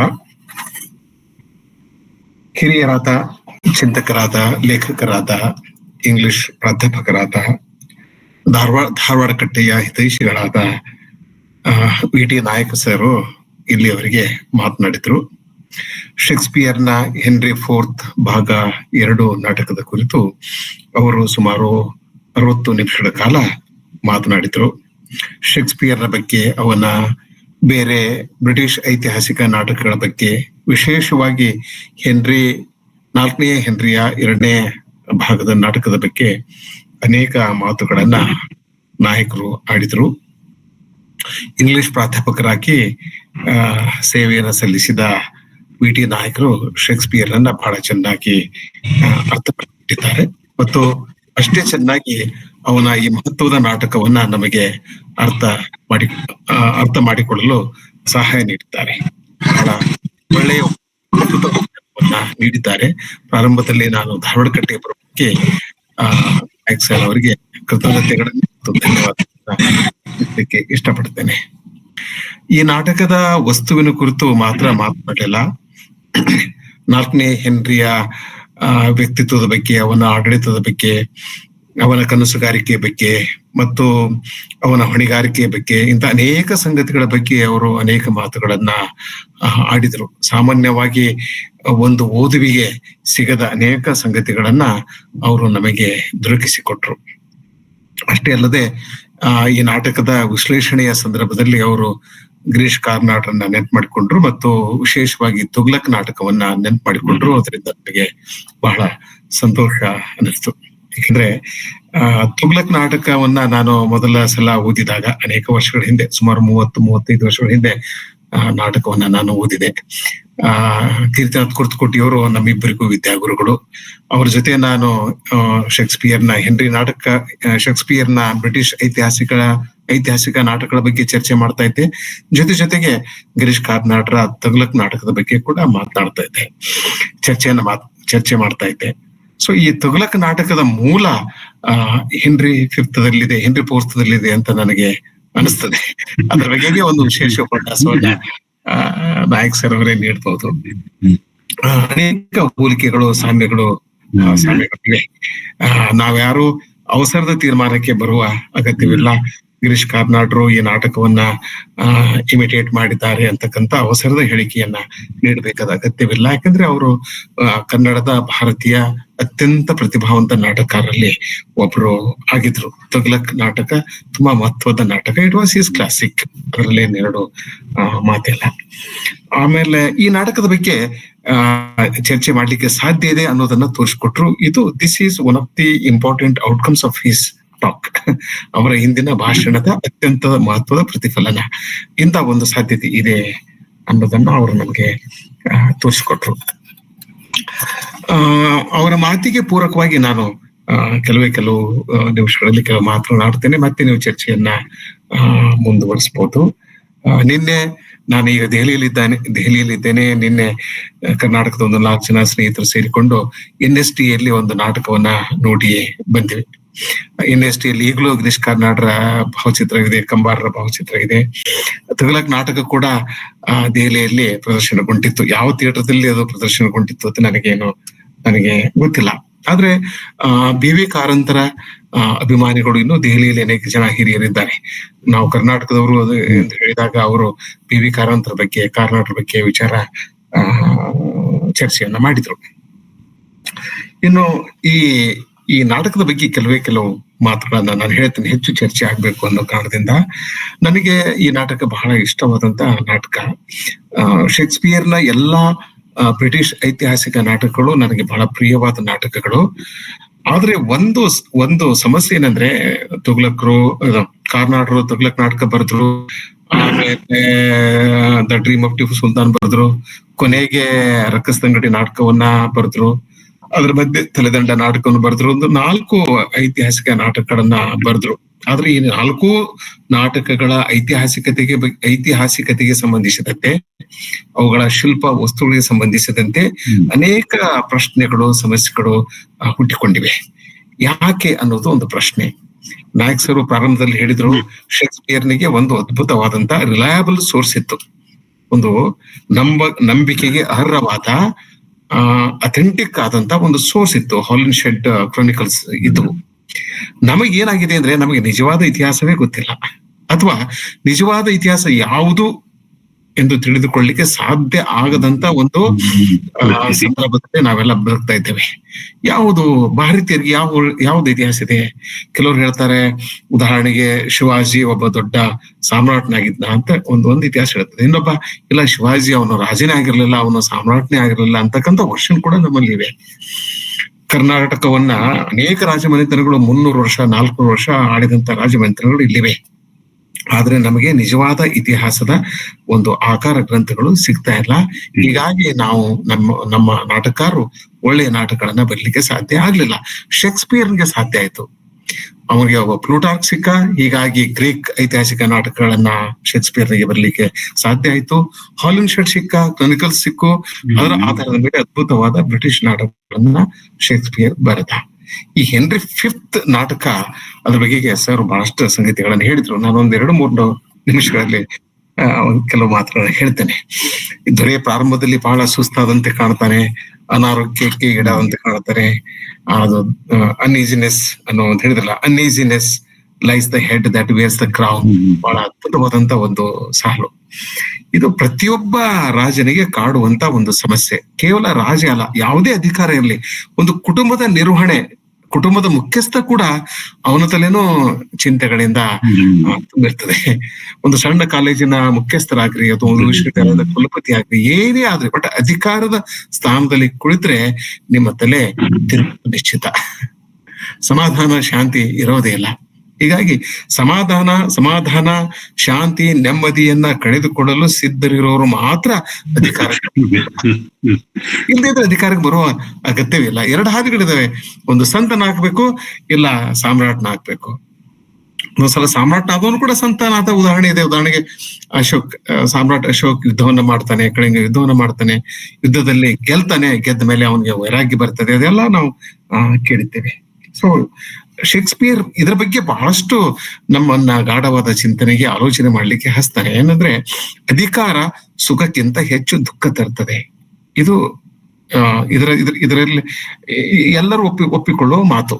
ಆದ್ರೂ ಕೂಡ ನಾವೆಲ್ಲರೂ ಅಧಿಕಾರಕ್ಕಾಗಿ ಹಂಬಲಿಸ್ತಾ ಇರ್ತೇವೆ. ನಾನು ಇದನ್ನ ಆಗ್ಬೇಕು, ನನ್ನ ಅದನ್ನ ಆಗ್ಬೇಕು. ಅಧಿಕಾರ ಸಿಗಲಿಲ್ಲ ಅಂತ ನಾವು ನಮ್ಮ ದೇಹದ ಮನಸ್ಸಿನ ಆರೋಗ್ಯವನ್ನ ಕಳೆದುಕೊಳ್ತೇವೆ. ಎಂತ ವಿಪರ್ಯಾಸ ಇದು ಅಂತ. ಮನುಷ್ಯನ ದೊಡ್ಡ ಸಮಸ್ಯೆ ಅಂತಂದ್ರೆ ಈ ಅಧಿಕಾರದ ವ್ಯಾಮೋಹ. ಅಧಿಕಾರ ಸಂತೋಷ ತರೋದಿಲ್ಲ, ನೆಮ್ಮದಿ ತರೋದಿಲ್ಲ. ನಾವೆಲ್ಲರನ್ನ ಕಳ್ಕೊತೀವಿ. ಅಧಿಕಾರದಲ್ಲಿರೋರು ಎಲ್ಲರನ್ನ ಕಳ್ಕೊಳ್ತಾರೆ. ಸರಿಯಾಗಿ ಅಧಿಕಾರ ಮಾಡುವ ಪ್ರಯತ್ನ ಮಾಡಿದ್ರೆ ನಿಮಗೆ ಸ್ನೇಹಿತರು ಇರೋದಿಲ್ಲ, ಸಂಬಂಧಿಕರು ಇರೋದಿಲ್ಲ, ಯಾರು ನಂಬೋದಿಲ್ಲ. ಇದು at what cost you get your power ಅನ್ನೋದು. ಹೀಗಾಗಿ ಶಾಂತಿಗಿಂತ ತಳಮಳ ಉಂಟು ಮಾಡ್ತದೆ. ರಾಜನಾದವನು ಇದನ್ನೆಲ್ಲ ಸಹಿಸ್ಕೊಳ್ಬೇಕು. ಯಾಕಂದ್ರೆ ನಾಯಕತ್ವ ಅನ್ನೋದು ಒಂದು ಕರ್ತವ್ಯವಾಗಿರ್ತದೆ. It's a duty, it's not a privilege ಅಂತಕ್ಕಂಥದ್ದು. ಈ ಆಡಳಿತದ ಭಾರ ಹೆನ್ರಿಗೆ ಅನಿಸ್ತದೆ. ಅದಕ್ಕಾಗಿ ಅವನು ಆ ಮಾತನ್ನ ಹೇಳ್ತಾನೆ, ಕಿರೀಟ ಧರಿಸಿದ ತಲೆ ಸಿಡಿಯುತ್ತದೆ ಅಂತ. ನಾನು ಒಂದ್ಸಲ ಅದನ್ನ ಅನುವಾದ ಮಾಡಿದೆ. ನಮ್ಮ ಗುರುಗಳು ಅದನ್ನ ಇಲ್ಲ, ಅದನ್ನ ಇನ್ನೊಂದು ರೀತಿಯಿಂದ ಅನುವಾದ ಮಾಡಬಹುದು ಅಂತ ಹೇಳಿ ಅಂತ ಇದ್ರು. ಈ ನಾಟಕದಲ್ಲಿ ಅನೇಕ ಸಂಗತಿಗಳಿವೆ. ಒಂದು ಮಾತನ್ನ ನಾನು ನಿಮ್ಮ ಗಮನಕ್ಕೆ ತರಬೇಕು.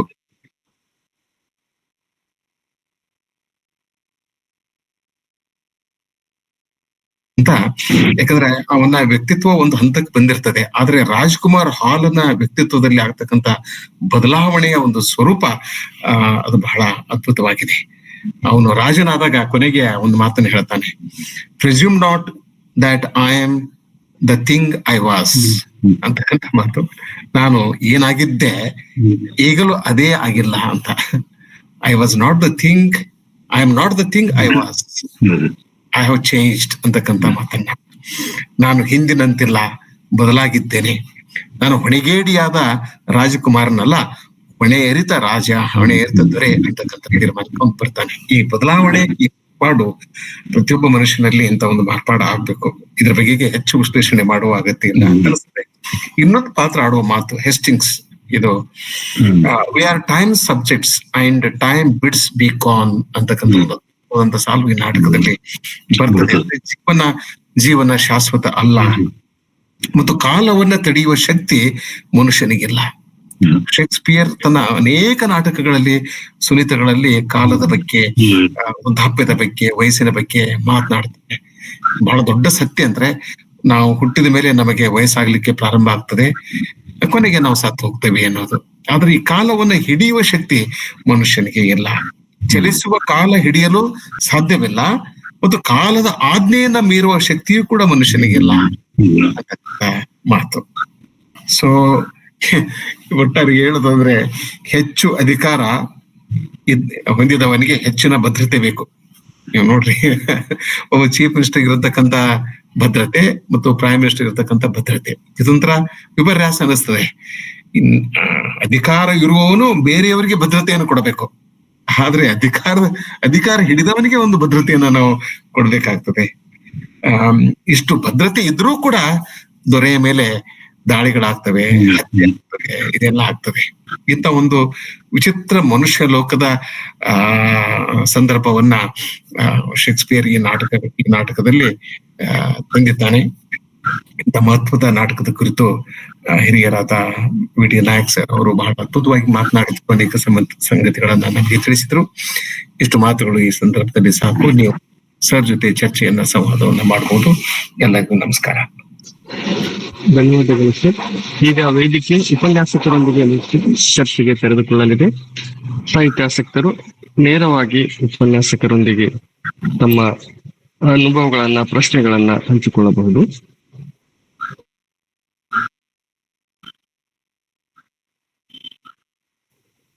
ಸಾಹಿತ್ಯಾಸಕ್ತರು ತಮ್ಮ ಆಡಿಯೋ ಅನ್ಮ್ಯೂಟ್ ಮಾಡಿ ಉಪನ್ಯಾಸಕರೊಂದಿಗೆ ನೇರವಾಗಿ ಸಂವಾದದಲ್ಲಿ ತೊಡಗಲು ಅವಕಾಶವಿರುತ್ತದೆ.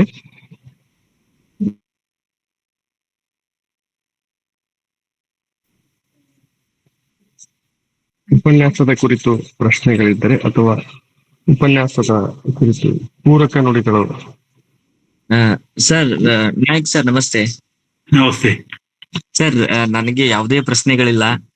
ನೀವು ಅದನ್ನ ಪ್ರಸ್ತುತ ಪಡಿಸಿದಂತಹ ರೀತಿ, ಆ ಭಾಷೆ, ಆ ವಿಷಯ ಸಂಗ್ರಹಣೆ ನಮ್ಗೆಲ್ಲಾ ಸ್ಫೂರ್ತಿ ಸರ್.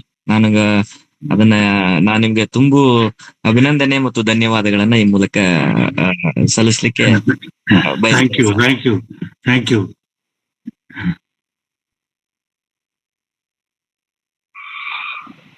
ಸರ್ ನಮಸ್ತೆ ಸರ್. ಸರ್ ಬಹಳ ಚೆನ್ನಾಗಿ ಹೇಳಿದ್ರಿ ಸರ್. ಜೊತೆಗೆ ಆ ಒಂದು ಐತಿಹಾಸಿಕ ನಾಟಕವನ್ನ ಪ್ರಸ್ತುತ ಕಾಲಕ್ಕೂ ಕೂಡ ಅನ್ವಯ ಮಾಡಿ ಅವತ್ತು ರಾಜರು ಅನುಭವಿಸ್ತಕ್ಕಂಥ ತೊಂದರೆಗಳ ಜೊತೆಗೆ ಇವತ್ತಿರ್ತಕ್ಕಂಥ ಯಾವುದೇ ಒಂದು ಪದವಿಯನ್ನು ಪಡೆದ ನಮ್ಮ ಡೋನರ್ ಸರ್ ಹೇಳಿದ ಹಾಗೆ ಯಾವುದೇ ಒಂದು ಹುದ್ದೆಯನ್ನು ಪಡೆದಾಗ ಅಲ್ಲಿ ಆ ಒಂದು ತೊಳಲಾಟ ಇದ್ದೇ ಇದೆ ಅಂತ ಹೇಳಿ ಬಹಳ ಒಂದು ಪ್ರಸ್ತುತ ಜೀವನಕ್ಕೆ ಹಚ್ಚಿ ಹೇಳಿದಕ್ಕಾಗಿ ಸರ್ ನಿಮಗೆ ತುಂಬ ಹೃದಯದ ಧನ್ಯವಾದಗಳು ಸರ್. Thank you. ಅಲ್ಲ, ಅವರು ಡೋನರ್ ಸರ್ ಹೇಳಿದ ಹಾಗೆ ಪ್ರತಿಯೊಂದು ಅಧಿಕಾರ ಸ್ಥಾನವೂ ಅದರ ಜೊತೆಗೆ ಅದರದೇ ಆದಂತಹ ಜವಾಬ್ದಾರಿಯನ್ನು ಮತ್ತು ಬದ್ಧತೆಯನ್ನು ತರುತ್ತದೆ. ಆ ಜವಾಬ್ದಾರಿಯನ್ನ ಅರಿತುಕೊಂಡು ಬದ್ಧತೆಯಿಂದ ಅದನ್ನ ನಿಭಾಯಿಸಿದರೆ ಒಳ್ಳೆಯದು. ಆದ್ರೆ ಅದರ ದುರುಪಯೋಗವನ್ನು ಪಡಿಸಿಕೊಂಡು ತನಗೂ ಸಮಸ್ಯೆಗಳನ್ನ ಸೃಷ್ಟಿ ಮಾಡಿಕೊಳ್ಳೋದು, ತನ್ನ ಮೂಲಕ ಇತರರು ಸೃಷ್ಟಿಯನ್ನು ಮಾಡಿದರೆ ಒಂದು ರೀತಿಯ ಒಂದು ಅರಾಜಕತೆ, ಅಂದ್ರೆ ರಾಜಕೀಯವಾಗಿ ಅಲ್ಲ, ಅಂದ್ರೆ ಇಡೀ ವ್ಯವಸ್ಥೆ ಕುಸಿದು ಬೀಳುವಂತ ಪರಿಸ್ಥಿತಿ ಉಂಟಾಗಬಹುದು.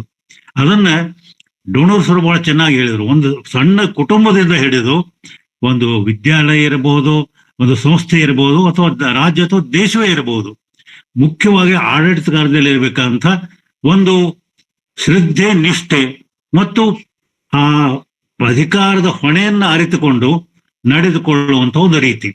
ಅದಕ್ಕೆ ಅವರು ಕೊನೆಗೆ ಹೇಳಿದ್ರಲ್ಲ, ರಾಜ ಹೇಳೋದು, ನಾನು ಮೊದ್ಲು ಏನಿದ್ದು ಅದು ಇಲ್ಲ ಅಂತ. ಆ ಬದಲಾವಣೆ, ಪರಿವರ್ತನೆ ಪ್ರತಿಯೊಬ್ಬರಲ್ಲಿಯೂ ಬಂದಾಗ ಒಳ್ಳೆಯದನ್ನು ಕಾಣಬಹುದು. ಆದ್ರೆ ಅಧಿಕಾರವನ್ನ ನಾವು ಮೆರೆಯಲಿಕ್ಕಾಗಿ ಪಡೆದಿವೆ ಅಂತಂದ್ರೆ ಅದು ನಮ್ಮ ಹಾನಿಯನ್ನ ಅಲ್ಲದ, ಅದು ಉಳಿದವ್ರಿಗೆ ಹಾನಿಯನ್ನು ಉಂಟು ಮಾಡುವಂತ ಒಂದು ಪ್ರಸಂಗ ಬರ್ತದೆ.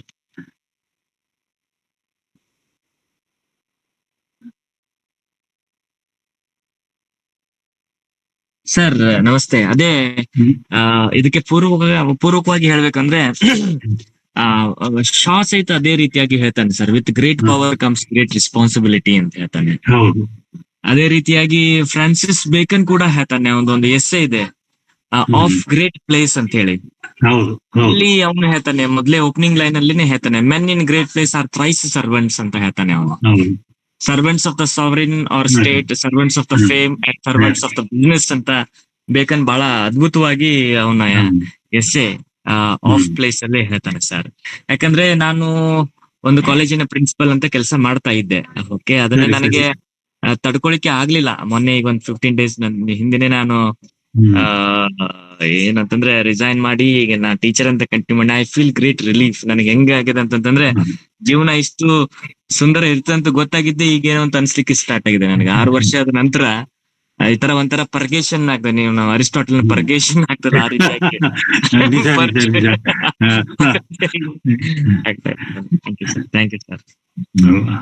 ಒಳ್ಳೆ ತಮ್ಮ ಅಭಿಪ್ರಾಯವನ್ನು ನಾನು ಅನುಮೋದಿಸ್ತೇನೆ. ಯಾಕಂದ್ರೆ ಅಧಿಕಾರ ಪಡೆಯೋದು ಸುಲಭ, ಆದ್ರೆ ಪಡೆದ ಅಧಿಕಾರವನ್ನ ಸದುಪಯೋಗ ಪಡಿಸ್ಕೊಳ್ಳೋದು ಬಹಳ ಜವಾಬ್ದಾರಿತದಂತ ಒಂದು ಕೆಲಸ.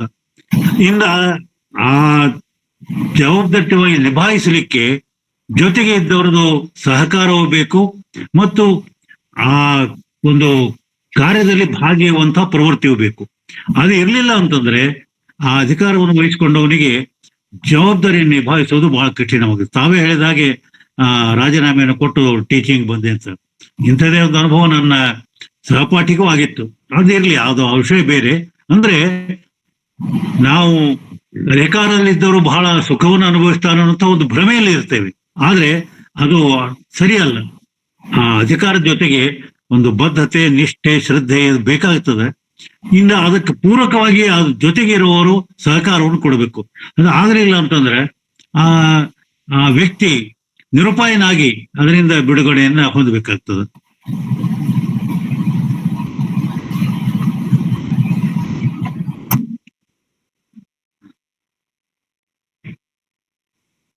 ಧನ್ಯವಾದಗಳು ಸರ್. ಸರಿ, ಈಗ ಯಾವುದೇ ಪ್ರಶ್ನೆಗಳಿಲ್ಲ ಅಂದ್ರೆ ಮಾತಾಡಿ ಸರ್, ಮಾತಾಡಿ. ಅದೇ ಸರ್, ಈಗ ನಾವು ಶೇಕ್ಸ್ಪಿಯರ್ನ ನಾಟಕಗಳನ್ನ ನಾವು ಓದ್ಬೇಕಾದ್ರೆ ನಾವು ಹೆಚ್ಚು ಕೇಂದ್ರೀಕೃತ ಮಾಡೋದು ಅವರ ಟ್ರಾಜಿಡಿ ಮತ್ತು ಕಾಮಿಡೀಸ್ ಅನ್ನ. ವಿರಳವಾಗಿ ನಾವು ಏನಂತಂದ್ರೆ ಈ ಐತಿಹಾಸಿಕ ನಾಟಕಗಳನ್ನ ಓದ್ತೀವಿ ನಾವು.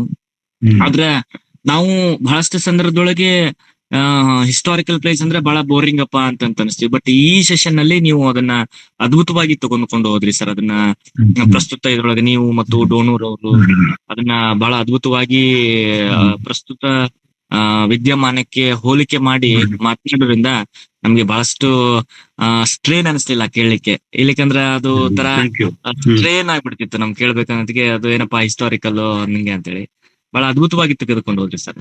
ಧನ್ಯವಾದ. Thank you. ಒಂದು ಮಾತು ಭೀಮಸೇನವರೇ, ಶೇಕ್ಸ್ಪಿಯರ್ನ ಐತಿಹಾಸಿಕ ನಾಟಕಗಳ ಸಮಕಾಲೀನ ಪ್ರಸ್ತುತತೆ ಬಹಳ ಆಶ್ಚರ್ಯಕರವಾದದ್ದು ಮತ್ತು ಅಗಾಧವಾದದ್ದು. ಪ್ರಾಯಶಃ ನಮ್ಮ ಸಮಕಾಲೀನ ಅನೇಕ ರಾಜಕೀಯ ಮತ್ತು ಬೇರೆ ಬೇರೆ ವಿದ್ಯಮಾನಗಳಿಗೆ ಮತ್ತು ಸಮಸ್ಯೆಗಳಿಗೆ ನಮಗೆ ಉತ್ತರ ಶೇಕ್ಸ್ಪಿಯರ್ನ ಈ ಬ್ರಿಟಿಷ್ ಐತಿಹಾಸಿಕ ನಾಟಕಗಳಲ್ಲಿ ಸಿಗ್ತವೆ ಅಂತ ನನಗನ್ನಿಸ್ತದೆ. ಅವನ ರುದ್ರ ನಾಟಕಗಳ ಬಗ್ಗೆ, ಅವನ ಕಾಮಿಡೀಸ್ಗಳ ಬಗ್ಗೆ ನಾವು ಹೆಚ್ಚು ಗಮನ ಹರಿಸ್ತೇವೆ, ಅದರ ಬಗ್ಗೆ ಹೆಚ್ಚು ಚರ್ಚೆ ಮಾಡ್ತೇವೆ, ಅವುಗಳನ್ನೇ ನಾವು ಪಠ್ಯಕ್ರಮದಲ್ಲಿ ಸೇರಿಸ್ತೇವೆ. ಅದು ನಮ್ಮ ಸಮಸ್ಯೆ ಅದು. ಹೀಗಾಗಿ ನಾವು ಇಂಗ್ಲಿಷ್ ಪ್ರಾಧ್ಯಾಪಕರು, ಇಂಗ್ಲಿಷ್ ಸಾಹಿತ್ಯದ ವಿದ್ಯಾರ್ಥಿಗಳು ಡೆಫಿನೆಟ್ ಆಗಿ ಅವನ ಟ್ರಾಜಿಡೀಸ್ ಗಳನ್ನ, ಕಾಮಿಡೀಸ್ ಗಳನ್ನ ಬಿಟ್ಟು ಬೇರೆ ನಾಟಕಗಳನ್ನ ಓದ್ಬೇಕು ಅಂತ ಅನಿಸ್ತದೆ ನನಗೆ. ಎಲ್ಲಾ 37 ನಾಟಕಗಳು ಕೂಡ ಹೆಚ್ಚು ಕಡಿಮೆ ಅದ್ಭುತವಾಗಿವೆ. ನೀವು ಹೇಳಿದಾಗೆ ವಿ.ಡಿ. ನಾಯಕ್ ಸರ್ ಅವರು ಐತಿಹಾಸಿಕ ನಾಟಕದ ಕುರಿತು ಹೇಗೆ ಮಾತನಾಡಬಹುದು ಎಂಬುದಕ್ಕೆ ಒಂದು ಮಾದರಿಯಾದಂತ ಉಪನ್ಯಾಸವನ್ನು ಇವತ್ತು ಅವ್ರು ನೀಡಿದ್ರು. Thank you, thank you. ಅದೇ ರೀತಿ ಈ ಪ್ರಸ್ತುತತೆಯನ್ನ ತೆಗೆದುಕೊಂಡು ಬಂದ್ರು ಅವರು. ನಮ್ಗೆ ಏನು ಕಾರ್ನಾಡ್ ಅವರ ತುಘಲಕ್ ನಾಟಕವನ್ನ ಏನು ಒಂದು ಕಾಂಟೆಕ್ಚುಯಲ್ ಆಗಿ ತೆಗೆದುಕೊಂಡ್ರು. ನನಗದು ಬಹಳ ಅದ್ಭುತ ಅನಿಸ್ತು. ಯಾಕಂದ್ರೆ ಇವನ್ ಏಲಿಯಟ್ ಸಹಿತ ಒಂದ್ ಕಡೆ ಹೇಳ್ತಾನೆ ವಾಟ್ ಈಸ್ ಕ್ಲಾಸಿಕ್ ಅಂತ ಮಾತನಾಡ್ಬೇಕಾದ್ರೆ, ಶೇಕ್ಸ್ಪಿಯರ್ಗಿಂತ ಅವನು ವಿಲಿಯಂ ಕಾಂಗ್ರಿವ್ನು ಬಹಳ ಮೆಚೂರ್ಡ್ ರೈಟರ್ ಅಂತ ಹೇಳ್ತಾನೆ. ಯಾಕಂದ್ರೆ ಅಲ್ಲಿ ರೈಟರ್ ಜೊತೆಗೆ ಅಲ್ಲಿ ಓದುಗರು ಸಹಿತ ಆ ಮೆಚೂರಿಟಿನ ಹೊಂದಿದಾಗ ಮಾತ್ರ ಅದು ಒಂದು ಒಂದು ಒಂದು ಅದ್ಭುತವಾದಂತಹ ಕೃತಿ ಆಗ್ತದೆ ಅಂತಂದು ಹೇಳ್ತಾರೆ. ಯಾಕಂದ್ರೆ ತುಘಲಕ್ ಅವನು ನೋಡ್ರಿ, ಅವನು ಬಹಳ ವಿಷನರಿ ಆಗಿದ್ದ, ಬಹಳ ಅದ್ಭುತವಾದಂತಹ ಡ್ರೀಮ್ಸ್ ಇಟ್ಕೊಂಡಿದ್ದ. ಬಟ್ ಆಗಿನ ಪ್ರಜೆಗಳು ಅವನನ್ನ ಅರಿತುಕೊಳ್ಳುವಲ್ಲಿ ವಿಫಲರಾದ್ರು. ಯಾಕಂದ್ರೆ ತುಗ್ಲಕ್ ಅವನು ತೊಗಲಿನ ನೋಟನ್ನ ತೆಗೆದುಕೊಂಡವಾಗ ಹಾಸ್ಯವಾಗಿ ನಗ್ತಾ ಇದ್ರು. ಬಟ್ ಈಗ ಮಾಡರ್ನ್ ಕಾಲವನ್ನ ನೋಡ್ರಿ ನಾವು ಹಾಳೆಯನ್ನ ಉಪಯೋಗ ಮಾಡ್ತಾ ಇದೀವಿ. ಓಕೆ ಏನೋ paper is cheaper than the leather. ಈಗ ಅದು ಅವಾಗೇ ವಿಷನರಿ ಇದ್ದ. But it's a failure of his subjects, it's not a failure of the king, it's a failure of his subjects ಅಂತ ಬಹಳ ಅದ್ಭುತವಾಗಿ ಅದನ್ನ ಹೇಳಿದ್ರಿ. ನೆಹರು ಅವರು ಉದಾಹರಣೆಯನ್ನು ಕೊಟ್ಟು ಬಹಳ ಅದ್ಭುತವಾಗಿ ಮಾತನಾಡಿದ್ರಿ ಸರ್. ಪೂರ್ವಕ್ಕೆ ಹೇಳುವುದೇನೆಂದ್ರೆ, ಯಾವುದೇ ಒಬ್ಬ ಆಡಳಿತಗಾರ ತನ್ನ ಕಾಲಕ್ಕಿಂತಲೂ ಬಹಳ ಮುಂದೆ ಇದ್ರೆ ಜನ ಅದನ್ನು ಸುಲಭವಾಗಿ ಒಪ್ಕೊಳ್ಳೋದಿಲ್ಲ. ಅಂದ್ರೆ ಆ ಆಡಳಿತ ಇರುವಂತಹ ಒಂದು ಭವಿಷ್ಯದ ಕಲ್ಪನೆ ಮತ್ತು ಕನಸು, ಅವುಗಳನ್ನ ಸಾಕಾರಗೊಳಿಸಲಿಕ್ಕೆ ಅವನು ಪಡುವಂತಹ ಪರಿಶ್ರಮ, ಇವುಗಳನ್ನ ಅರ್ಥ ಮಾಡಿಕೊಳ್ಳದೆ ಹೋದರೆ ಅವರು ಹುಚ್ಚ ಅಂತ ತಿಳ್ಕೊಂಡು ಬಿಡ್ತಾರೆ. ಇದು ನಮ್ಮ ದುರಂತ. ನಾವು ಬರೀ ಆಡಳಿತಗಾರ ಅಷ್ಟೇ ಇಲ್ಲ ಸರ್, ಒಬ್ಬ ಶಿಕ್ಷಕ ಬಹಳ ಅಡ್ವಾನ್ಸ್ ಇದ್ದ ಅಂತಂದ್ರೆ ಅವನು ತಮ್ಮ ವಿದ್ಯಾರ್ಥಿಗಳನ್ನ ಮುಟ್ಟುವಲ್ಲಿನೂ ವಿಫಲ ಆಗ್ತಾನೆ. ಯಾಕಂದ್ರೆ ಬಹಳ ವಿಜನರಿ ಆಗಿದ್ದ, ಬಹಳ ಓದ್ಕೊಂಡಿದ್ದ, ಬಹಳ ಇಂಟೆಲಿಜೆಂಟ್ ಇದ್ದ ಅಂತಂದ್ರೆ ಅದೇ ರೀತಿ ಪರಿಸ್ಥಿತಿ ಒಬ್ಬ ಶಿಕ್ಷಕನಿಗೂ ಬರ್ತದೆ. ವಿದ್ಯಾರ್ಥಿಗಳೆಲ್ಲ ಏನಪ್ಪಾ ಇವನ್ ಏನೇನು ತಗೊಂಬಂದೆ ಆತನ, ಇನ್ನು ಹುಚ್ಚ ಇರ್ಬೇಕು ಅಂತ ಅವರು ಸಹಿತ ಅನುಭವ ನಮ್ಗೆಲ್ಲ ಆಗಿದೆ ಸರ್. ಅದು ಅಲ್ಲ, ಈ ಪರಿಸ್ಥಿತಿ ನಾನು ಅನುಭವಿಸೇನೆ. ನಾನು ಕ್ಲಾಸ್ನಾಗ ಪಾಠ ಮಾಡುವಾಗ ಅನೇಕ ಉದಾಹರಣೆ ಕೊಡ್ತಾ ಇದ್ದರಿಂದ ಕೆಲವು ವಿದ್ಯಾರ್ಥಿಗಳು ಅದನ್ನು ಮೆಚ್ಚಿಕೊಳ್ತಾ ಇದ್ರು. ಆದ್ರೆ ಬಹಳಷ್ಟು ವಿದ್ಯಾರ್ಥಿಗಳು, ಏನ್ರಿ ಸರ್ ನೀವು ಟೆಕ್ಸ್ಟ್ ಬಿಟ್ಟು ಎಷ್ಟೊಂದು ಹೇಳ್ತೀರಿ, ನಮಗ್ ನೆನಪಿಡೋದು ಆಗುದಿಲ್ಲ, ದಯವಿಟ್ಟು ಉದಾಹರಣೆ ಕೊಡೋದನ್ನು ಕಡಿಮೆ ಮಾಡ್ರಿ ಅಂತ ಕೇಳ್ತಾ ಇದ್ರು. ಅಂದ್ರೆ ಯಾಕಂದ್ರೆ ಈಗ ನಾವು ನಮ್ಮ ಗುರುಗಳಂತ MK ನಾಯಕ್ ಅವರು ಹೇಳೋದೊಂದು ಮಾತು ನೆನಪಾಗ್ತಾ ನನಗೆ. ಟೆಕ್ಸ್ಟ್ ಇದು ಓನ್ಲಿ ಪ್ರಿಟೆಕ್ಸ್ಟ್ ಅಂತ ಹೇಳ್ತಾ ಇದ್ರು ಅವರು. ಆ ಟೆಕ್ಸ್ಟ್ಗೆ ಸಂಬಂಧಪಟ್ಟಂತೆ ನೀವು ಹೆಚ್ಚಿನ ಓದನ್ನು ಏನ್ ಮಾಡ್ತೀರಿ, ಪೂರಕ ಓದು, ಅದರಿಂದ ಆ ಟೆಕ್ಸ್ಟ್ ಅನ್ನು ಹೆಚ್ಚು ಅರ್ಥ ಮಾಡ್ಕೊಳ್ಳಿಕ್ಕೆ ಅನುಕೂಲ ಆಗ್ತದೆ. ಜೊತೆಗೆ ಉಳಿದರ ಒಂದು ಜ್ಞಾನವೂ ನಮಗೆ ಸಿಗ್ತದೆ. ಈ ಪ್ರವೃತ್ತಿ ನಾವು ವಿದ್ಯಾರ್ಥಿಗಳಿಗೆ ಬೆಳೆಸುವಂತ ಪ್ರಯತ್ನ ಮಾಡಬೇಕು. ಆದ್ರೆ ಈಗಿನ ವಿದ್ಯಾರ್ಥಿಗಳಿಗೆ ಬೇರೆ ಬೇರೆ ಮಾರ್ಗಗಳಿರೋದ್ರಿಂದ ಬಹುಶಃ ಅವರು ಈ ರೀತಿಯ ಒಂದು ಓದನ್ನ ಬಯಸೋದಿಲ್ಲೇನೋ ಅಂತ ಅನಿಸ್ತದೆ. ಹೆಚ್ಚು ಓದಲಿಕ್ಕೆ ಇಲ್ಲ ಅವರು. ಈಗ ನಮಗೆ ಬೆರಳುಗಳೇ ನಮ್ಮ ಜ್ಞಾನದ ಸಾಧನ ಆಗಿಬಿಟ್ಟಿರೋದ್ರಿಂದ ಪುಸ್ತಕ ಓದಿ ನಮ್ಮ ಜ್ಞಾನದ ಕ್ಷಿತಿಯನ್ನು ವಿಸ್ತರಿಸಿಕೊಳ್ಬೇಕು ಅನ್ನುವಂಥ ಆಸೆನ ಇಲ್ಲ ಅಂತ ಅನಿಸ್ತದೆ. ಹೀಗಾಗಿ ಶಿಕ್ಷಕ ಒಂದು ರೀತಿಯಿಂದ ಅತೃಪ್ತಿಯನ್ನು, ಅಸಮಾಧಾನವನ್ನು ಹೊಂತಾನೆ. ಸರ್, ಒಂದು ಮಾತನ್ನ ಸೇರಿಸಬಹುದು ಅಂತ ಅನಿಸ್ತದೆ ನನಗೆ ಇಲ್ಲಿ. ಈ ರಾಜನಾದವನಿಗೆ, ದೊರೆಯಾದವನಿಗೆ, ಆಡಳಿತಗಾರನಿಗೆ ಸಮಕಾಲೀನತೆ ಬಹಳ ಮುಖ್ಯ ಆಗ್ಬೇಕು. ಈ ಹೊತ್ತಿನ ಅಗತ್ಯಗಳು ಬಹಳ ಮುಖ್ಯ ಆಗ್ಬೇಕು. ಯಾಕೆಂದ್ರೆ ಜನರು ಬಹಳ ಭವಿಷ್ಯದ ಬಗ್ಗೆ ವಿಚಾರ ಮಾಡೋದಿಲ್ಲ. ಅವರು ಈ ಹೊತ್ತಿನ ಅವರ ಅಗತ್ಯಗಳು ಪೂರೈಕೆ ಆಗ್ಬೇಕು, ಈ ಹೊತ್ತಿನ ಸಮಸ್ಯೆಗಳು ಬಗೆಹರಿಬೇಕು ಅಂತ ಅನ್ನೋದು. ಹೀಗಾಗಿ ಆಡಳಿತಗಾರನಾದವನು ತನ್ನ ಸಮಕಾಲೀನತೆಗೆ ಹೆಚ್ಚು ಸ್ಪಂದಿಸಬೇಕು. ದಾರ್ಶನಿಕನಾದವನು, ತತ್ವಜ್ಞಾನಿ, ಸಂತವನು ಭವಿಷ್ಯದ ಬಗೆಗೆ ವಿಚಾರ ಮಾಡಬಹುದು ಅಂತ ಅನಿಸ್ತದೆ ನನಗೆ. ಅಲ್ಲ, ಒಂದು ದೃಷ್ಟಿಯಿಂದ ನೀವು ಹೇಳೋದು ಖರೆ.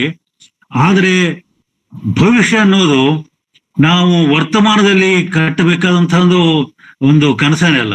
ಹೀಗಾಗಿ ವರ್ತಮಾನದ ಅಗತ್ಯಗಳನ್ನ, ಅವಶ್ಯಕತೆಗಳನ್ನ ಪೂರೈಸೋದ್ರ ಜೊತೆಗೆ ಭವಿಷ್ಯ ಜೀವನವನ್ನು ನಾವು ಯಾವ ರೀತಿ ರೂಪಿಸಿಕೊಳ್ಳುವುದಕ್ಕೆ ಭದ್ರವಾದಂತಹ ಬುನಾದಿಯನ್ನು ಹಾಕಬೇಕಾದ ಅವಶ್ಯಕತೆ ಇದೆ. ಅಂದ್ರೆ ಆಡಳಿತಗಾರನಾದವ ಈ ಎರಡವನ್ನು ಸಮನ್ವಯವನ್ನ ಸಾಧಿಸಿಕೊಂಡು ಹೋಗ್ಬೇಕು.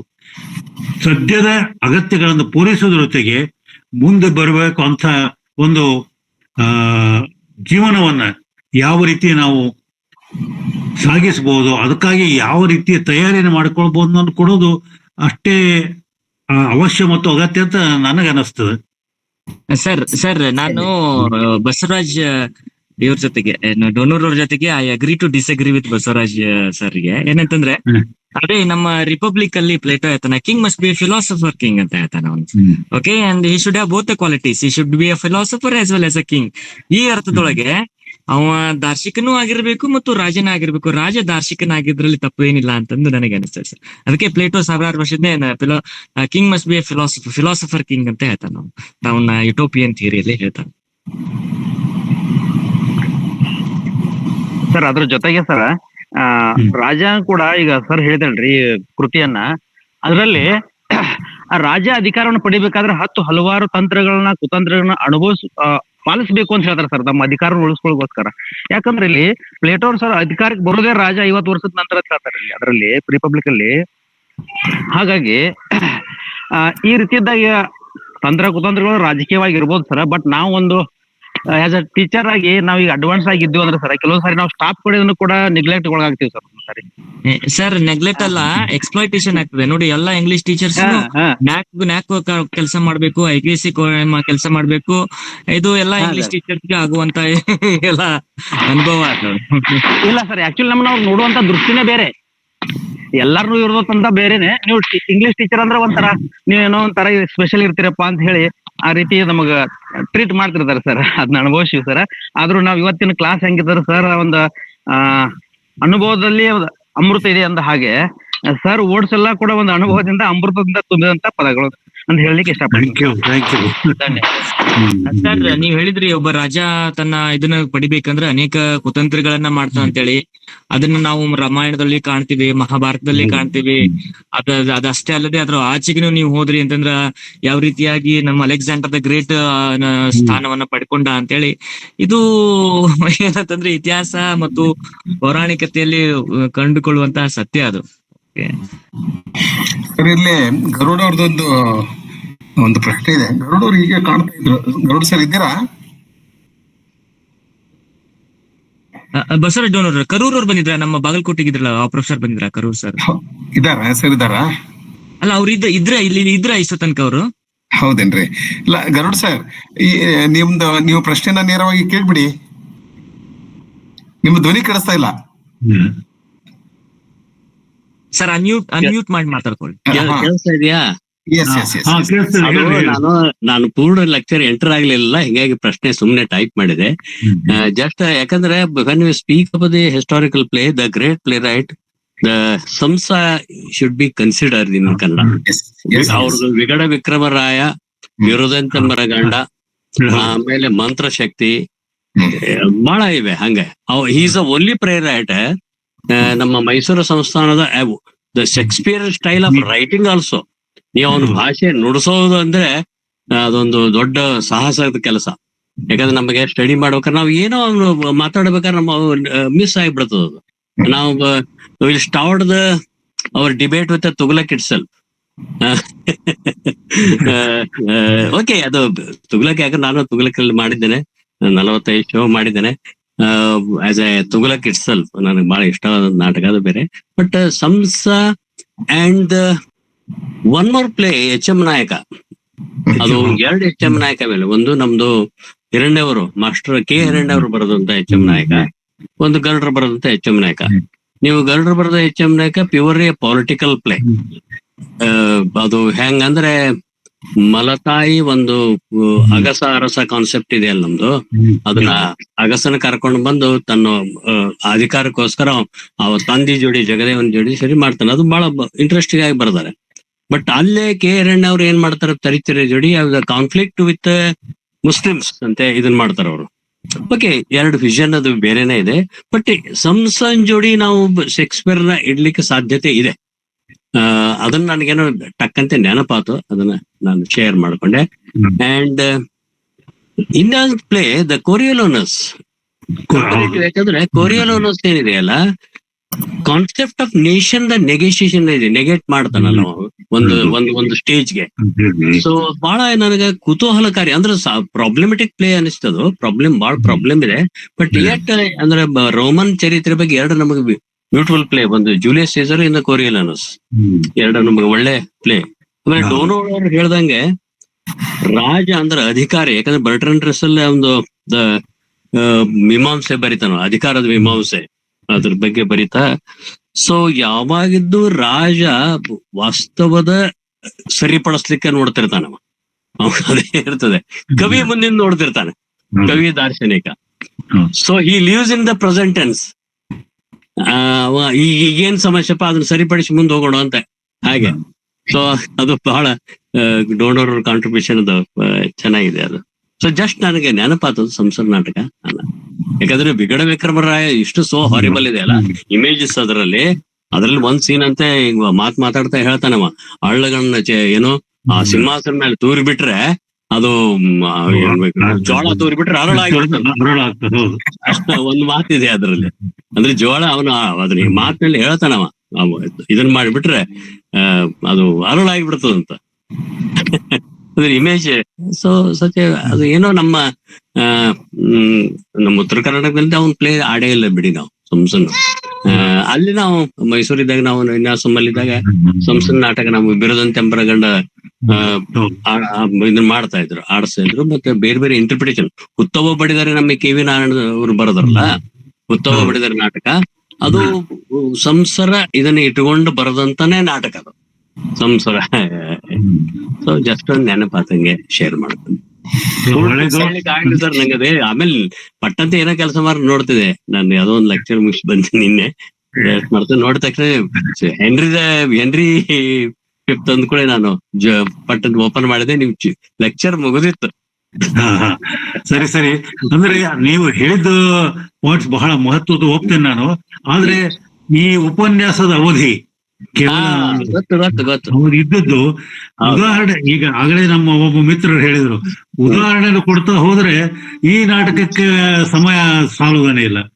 ಈಗ ತಾವು ಹೇಳಿದ ಹಾಗೆ ಕುರಿಯನಾಸ ಅತ್ಯದ್ಭುತವಾದಂತಹ ಒಂದು ನಾಟಕ ಮತ್ತು ನಮ್ಮ ಸದ್ಯದ ಭಾರತದ ರಾಜಕೀಯ ಪರಿಸ್ಥಿತಿಗೆ ಬಹಳ ಹೊಂದುವಂತಹ ಒಂದು ನಾಟಕ.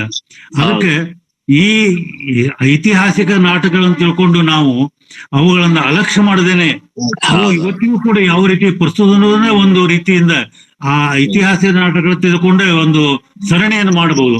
ಅಷ್ಟೊಂದು ಸಾಮಗ್ರಿ, ಅದು ಶೇಕ್ಸ್ಪಿಯರ್ ನಾಟಕನೇ ಇರಲಿ, ಸಂಸ್ಕೃತವೇ ಇರಲಿ, ಮತ್ತೆ ಬೇರೆ ಬೇರೆ ನಾಟಕ ಇದು. ಯಾಕಂದ್ರೆ ನಮ್ಮಲ್ಲಿ ಸಾಮಾನ್ಯವಾಗಿ ಇತಿಹಾಸ ಅಂದ್ರೆ ಅದು ಗತಕಾಲಕ್ಕೆ ಸಂಬಂಧಪಟ್ಟದ್ದು, ಏನ್ ನಮ್ಗೆ ಅದರಿಂದ ಏನು ಪ್ರಸ್ತುತ ಇಲ್ಲ ಅನ್ನುವಂತ ಒಂದು ಭಾವನೆ ಬೆಳೆದ್ಬಿಟ್ಟದ. ಅದು ಹೋಗಿ ಇವತ್ತಿಗೂ ಕೂಡ ಅವು ಎಷ್ಟೊಂದು ಪ್ರಸ್ತುತವ ಮತ್ತು ಅವ್ರನ್ನ ಇವತ್ತಿನ ಒಂದು ಸಂದರ್ಭದಲ್ಲಿ ನಾವು ಯಾವ ರೀತಿ ನೋಡ್ಬೇಕು ಅನ್ನೋದನ್ನ ಅದು ಒಂದು ಒಳ್ಳೆಯ ಚರ್ಚೆಯ ವಿಷಯ ಆಗುವಂತಹದ್ದು. 1920-30 ನಮ್ಗೆ ದ್ವಿಜೇಂದ್ರ ರಾಯರ್ದು ಔರಂಗಜೇಬ್ ಇದೆಯಲ್ಲ, ಅದನ್ನ ನಮ್ಮ ಇವರು ಪೀರ್ ಸಾಹೇಬ್ರ ತಮ್ಮ ಚಂದ್ರಕಲಾ ಇದ್ರ ನಾಟಕ ಕಂಪನಿಯಲ್ಲಿ ಮಾಡ್ತಿದ್ರು ಅದನ್ನ. ಅದು ಬಹಳ ಕಾಂಟೆಂಪರರಿ ಸಬ್ಜೆಕ್ಟ್ ಇದ್ದಂತ ಒಂದು ನಾಟಕ ಅದು. ಪೀರ್ ಸಾಹೇಬ್ರು ದಾರೋಶಕನ್ ಪಾತ್ರ ಮಾಡ್ತಿದ್ರು ಅದ್ರಲ್ಲಿ.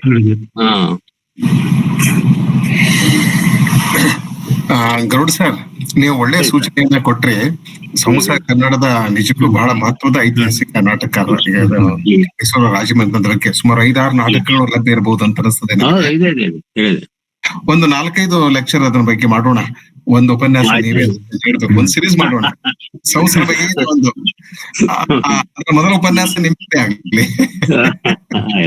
ಅಲ್ಲ, ಸಂಸಾರ ನಾಟಕ ಚಕ್ರ ಅಂತ ತಿಳ್ಕೊಂಡು ಈಗ ಮಾಡಿದ ಹಾಗೆ ಬೇರೆ ಒಂದು ಕಾರ್ಯಕ್ರಮವನ್ನ ಮಾಡಿಕೊಂಡು ಸಂಸಾರ ಐತಿಹಾಸಿಕ ನಾಟಕದ ಕುರಿತ ಒಂದು ನಾವು ಸರಣಿಯನ್ನು ಮಾಡಬಹುದು ಅಂತ ಅನಿಸ್ತದೆ. ಒಳ್ಳೇದಾಗ್ತದೆ. ಸಿಂಪಲ್ ರೀ. ಅದನ್ನ ಒಂದೆರಡು ಸೀನ್ ಓದಿಬಿಟ್ರು ಅವ್ರ ನಾಟಕದ ಇದು ಸಿಕ್ಬಿಡ್ತದೆ. ಯಾಕಂದ್ರೆ ನಮಗೆ ಶೇಕ್ಸ್ಪಿಯರ್ ಭಾಷೆ ಇದೆ ಅಲ್ಲ, ಶೇಕ್ಸ್ಪಿಯರ್ ಭಾಷೆಗೆ ನಮ್ಮ ಹತ್ರ ಬ್ಲಾಂಕ್ ವರ್ಸ್ ಟೈಪ್ ಏನಾರು ಒಂದ್ ಸ್ವಲ್ಪ ಬರೆದ ಸಂಸನ ಆ ಟೈಮ್ಗೆ ನೀವು ಅದು ಇಷ್ಟು ಫೋರ್ಸ್ ಇದೆ. ಭಾಷೆನೇ ಒಂದು ಅಭಿನಯ ಆಗುವಂತ ಒಂದು ಶಕ್ತಿ ಅದಕ್ಕೆ. ನೀವು ನುಡಿಸ್ಬಿಟ್ರೆ ಸಾಕು, ಸರಿಯಾಗಿ ಅಭಿನಯ ಆಗಿಬಿಡ್ತದೆ. ಸರ್, ಇದ್ರ ಜೊತೆಗೆ ಈ ಧಾರವಾಡ ಕಟ್ಟೆಗೆ ನಾನು ಕೇಳ್ಕೊಳ್ಳೋದಂದ್ರೆ ಡ್ರೈಡನ್ ಬರೆದಂತಹ ಔರಂಗಜೇಬ್ ಅನ್ನುವಂತಹ ನಾಟಕನು ಒಂದು ಉಪನ್ಯಾಸನ ಏರ್ಪಡಿಸ್ಬೇಕು. ಔರಂಗಜೇಬ್ ಅನ್ನೋ ನಾಟಕ ಡ್ರೈಡನ್ ಅವನು ಅದ್ಭುತವಾಗಿ ಬರೆದಿದ್ದಾನೆ ಸರ್. ಹೌದು, ಮಾಡೋಣ, ಅದನ್ನು ಮಾಡೋಣ. ಒಂದು ಜಾಗತಿಕ ನಾಟಕ ಒಂದು ಸೀರೀಸ್ ಮಾಡೋಣ. ಅಲ್ಲಿ ಎಬ್ಸರ್ಡ್ ಥಿಯೇಟರ್ ನ ಕೂಡ್ಸ್ಲಿಕ್ಕೆ ಬರ್ತದೆ ಸರ್. ಅಲ್ಲಿ ನಮ್ದು ಕಾಮುಂದು ಮತ್ತು ಅವರೆಲ್ಲ ಎಬ್ಸರ್ಡ್ ಥಿಯೇಟರ್ಸ್ ಎಲ್ಲ ಬಹಳ ಚೆನ್ನಾಗಿ ಬೆಕೆಟ್ ಅನ್ನ ಒಂದ್ಸಲ ಚರ್ಚೆ ಆಗಿದೆ. ಡ್ರೈಡನ್ ಅಂದು ಔರಂಗಜೇಬ ನಾಟಕದ ಕುರಿತು ನಾವು ಚರ್ಚೆ ಮಾಡಿಲ್ಲ, ಬಟ್ ನಾಟಕ ರಂಗಭೂಮಿ ಬಗ್ಗೆ ಒಂದು ಸೀರೀಸ್ ಅನ್ನ ನಾವು ಮಾಡಿದ್ವಿ. ಬಟ್ ಔರಂಗಜೇಬ್ ಆಗಿಲ್ಲ ಸರ್, ಅದು ಔರಂಗಜೇಬ್ ಈಗ ಸರ್. ಇನ್ನು ಮುಂದುವರೆದ ಸೀರೀಸ್ ಅಲ್ಲಿ ಎಕ್ಸಿಸ್ಟೆನ್ಷಿಯಲಿಸಂ ಬಗ್ಗೆ, ಅಬ್ಸರ್ಡಿಟಿ ಬಗ್ಗೆ, ಎಕ್ಸಿಸ್ಟೆನ್ಷಿಯಲ್ ಅಬ್ಸರ್ಡಿಟಿ ಬಗ್ಗೆ, ಸ್ಟಾಯಿಕ್ ಫಿಲಾಸಫಿ ಬಗ್ಗೆನೂ ಸಹಿತ ಉಪನ್ಯಾಸವನ್ನು ಏರ್ಪಡಿಸ್ಬೇಕು ಸರ್. ಅವು ಅದ್ಭುತವಾದಂತಹದ್ದು ಸೀರೀಸ್ ಆಗ್ತಂತ ನನ್ನ ಅನಿಸಿಕೆ ಸರ್. ಮಾಡೋಣ, ಖಂಡಿತ ಮಾಡೋಣ. ಒಂದು ಸೀರೀಸ್ ಅನ್ನ ಕಾಫ್ಕಾನ್ ಮೇಲೆನೆ ಮಾಡ್ಬೇಕು ಅಂತ ಕೇಳ್ಕೊತೇನೆ ಸರ್. ಯಾಕಂದ್ರೆ ಕಾಫ್ಕಾ ತೀರ್ಕೊಂಡು 101 ವರ್ಷ ಆಯ್ತು ಸರ್. ಆ ಕಫಸ್ಕ್ಯೂ ಮತ್ತು ಈಗ ಹೆಂಗ್ ನಾವು ಶೇಕ್ಸ್ಪಿಯರ್ ನ ಮಾಲಿಕೆಯನ್ನು ಮಾಡಿವಿ, ಆ ರೀತಿಯಾಗಿ ಕಾಫ್ಕಾನ್ ಮೇಲೆ ಬಹಳಷ್ಟು ಜನ ಕಾಫ್ಕಾ ಅಂದ್ರೆ ಬರೀ ಮೆಟಾಮಾರ್ಫೋಸಿಸ್ ಅಂತ ತಿಳ್ಕೊಂಡಿದ್ದಾರೆ ಸರ್. ಅವನೊಂದು ಅದ್ಭುತವಾದಂತಹ ಕಾದಂಬರಿ ಇದೆ ಸರ್, ದ ಟ್ರೇಲ್ ಅಂತೇಳಿ. ಅದು ಎಷ್ಟು ಪ್ರಸ್ತುತ ಅಂದ್ರೆ ಆ ಇದಕ್ಕೆ ಏನು ಆ ಕಾದಂಬರಿಗೆ ಅವನೊಂದು ಪ್ಯಾರಬಲ್ ಇದೆ, ಬಿಫೋರ್ ದ ಲಾ ಅಂತೇಳಿ. ಬಹಳ ಸಣ್ಣದದು, ಒಂದು ಅತಿ ಚಿಕ್ಕವಾದಂತಹ ಪ್ಯಾರಬಲ್. ಅದನ್ನ ಓದ್ಬಿಟ್ರೆ ಇಷ್ಟು ರೋಮಾಂಚನ ಆಗ್ತದೆ. ಅದ್ರ ಎಂಡಿಂಗು ಅಥವಾ ಕಂಟ್ರಿ ಮ್ಯಾನ್ ಗೋಸ್ಟ್ ಅದ್ಭುತವಾಗಿ ಬರೀತಾನೆ. ಅದ್ರ ಬಗ್ಗೆ ಒಂದು ಆಗ್ಬೇಕು ಸರ್, ಕಾಫ್ಕಾನ್ ಮೇಲೆನೇ ಆಗ್ಬೇಕು ಮತ್ತು ಕಫಸ್ಕಿಯವನ್ ಮೇಲೆನೇ ಆಗ್ಬೇಕು ಸರ್. ಒಂದು ಆಗ್ಬೇಕು. ಜೊತೆಗೆ ಭೀಮಸೇನ್ ಅವರ ಇನ್ನೊಂದು ಕಟ್ಟೆಯ ಜವಾಬ್ದಾರಿ ಏನಂದ್ರೆ ನಮ್ಮ ಪರಂಪರೆ ಬಗ್ಗೆ ಕೂಡ ನಾವು ಚರ್ಚೆಯನ್ನು ಮಾಡ್ಬೇಕು. ಉದಾಹರಣೆಗೆ ಈಗ ಶೇಕ್ಸ್ಪಿಯರ್ ಬಗ್ಗೆ ನಾವು ಒಂದು 37 ನಾಟಕಗಳ ಬಗ್ಗೆ ನಾವು ಈಗ ಉಪನ್ಯಾಸ ಮಾಲೆಯನ್ನ ಪ್ರಾರಂಭ ಮಾಡಿತೀವಲ್ಲ, ಕಾಳಿದಾಸನ ಬಗ್ಗೆನೂ ನಾವು ಮಾಡ್ಬೇಕಲ್ಲ, ಅದು ನಮ್ಮ ಜವಾಬ್ದಾರಿ. ಸೊ ಈಗ ಮುಂದಿನ ಯೋಜನೆ ಏನಂದ್ರೆ ಎಲ್ಲಾ ಸಂಸ್ಕೃತ ನಾಟಕಗಳ ಬಗ್ಗೆ ಇಂಗ್ಲಿಷ್ ನಲ್ಲಿ ಒಂದು ಸಿರೀಸ್ ಅನ್ನ ಶುರು ಮಾಡ್ಬೇಕು ಅಂತ. ಸುಮಾರು ಒಂದು 20 ನಾಟಕಗಳ ಪಟ್ಟಿ ಇದೆ. 20 ಉಪನ್ಯಾಸಗಳು ಇಂಗ್ಲಿಷ್ ನಲ್ಲಿ ಆಗ್ತವೆ, ಬೇರೆ ದಿನ ಶನಿವಾರ ಅಲ್ಲ. ಇದಾದ್ಮೇಲೆ ನೀವು ಹೇಳಿದ ಹಾಗೆ ಈ ಎಲ್ಲಾ ಲೇಖಕರ ಬಗ್ಗೆ ಚರ್ಚೆ ಮಾಡೋಣ. ವಿಶ್ವ ಸಾಹಿತ್ಯ ಬಹಳ ಹೇರಳವಾಗಿದೆ, ಅನೇಕ ಪ್ರಥಮ ದರ್ಜೆಯ ಲೇಖಕರು ಪಟ್ಟಿಗಳಿವೆ. ಅಂದ್ರೆ ಕಟ್ಟೆ ನಿರಂತರವಾಗಿ ಸಾಗ್ತದೆ. ಇದೆಲ್ಲ ಮಾಡ್ಕೊತ ಹೋದ್ರೆ ಹೊಟ್ಟೆ ಅದಕ್ಕೆ ಎಕ್ಸಾಸ್ಟಿಬಲ್ ಆಗ್ಬಿಡುತ್ತೆ. ಅದಕ್ಕೆ ಅಂತ್ಯ ಅನ್ನೋದೇ ಇರೋದಿಲ್ಲ. ಇಲ್ಲ, ಸಾಧ್ಯನೇ ಇಲ್ಲ. ಪ್ರತಿದಿನ ಕಟ್ಟೆಗೆ ಒಂದು ಹೊಸ ಕಲ್ಲು ಬಂದು ಕೂತ್ಕೋತಾ ಇದೆ. ಹೀಗಾಗಿ ಕಟ್ಟೆಗೆ ಮುಪ್ಪಿಲ್ಲ. ಕಟ್ಟೆ ಮೇಲೆ ಕೂತ್ಕೊಂಡವ್ರಿಗೆ ಮುಪ್ಪಿದೆ, ಕಟ್ಟೆಗೆ ಮುಪ್ಪಿಲ್ಲ. ಅಲ್ಲಲ್ಲ, ಕಟ್ಟೆ ಮೇಲೆ ಇವತ್ತು ನೀವು ಕೂತ್ಕೋತೀರಿ, ಮತ್ತೆ ನಾಳೆ ಬೇರೆದವ್ರು ಕೂತ್ಕೋತಾರೆ. ಬಟ್ ಕಟ್ಟೆ ನಿರಂತರವಾಗಿತ್ತು. ಅದೇ men may come and men may go, but ಕಟ್ಟೆ should go on forever ಅಂತ. ಶೂರ್. ಒಂದೇ ಒಂದು ನಿಮಿಷ. ಈಗ ಡೋನಾಲ್ಡ್ಸ್ ಅವರು ಹೇಳಿದಂತೆ ನಾವು ಇಂಗ್ಲಿಷ್ ಸಾಹಿತ್ಯವನ್ನಾಗ್ಲಿ ಪಾಶ್ಚಾತ್ಯ ಸಾಹಿತ್ಯವನ್ನಾಗ್ಲಿ ಪರಿಚಯ ಮಾಡಿಕೊಡ್ತಾ ಇದ್ದೇವೆ.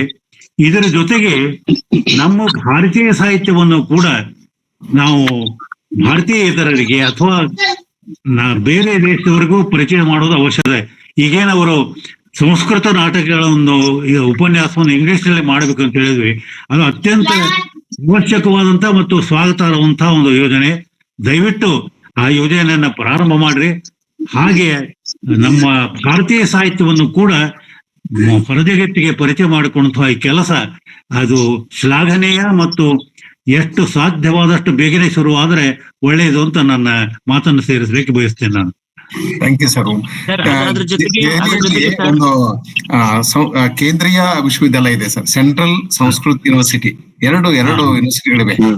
ಅದಕ್ಕೆ ಕುಲಪತಿಗಳು ನಮ್ಮವರೇ ಇದ್ದಾರೆ, ಕರ್ನಾಟಕದವರು ಇದ್ದಾರೆ.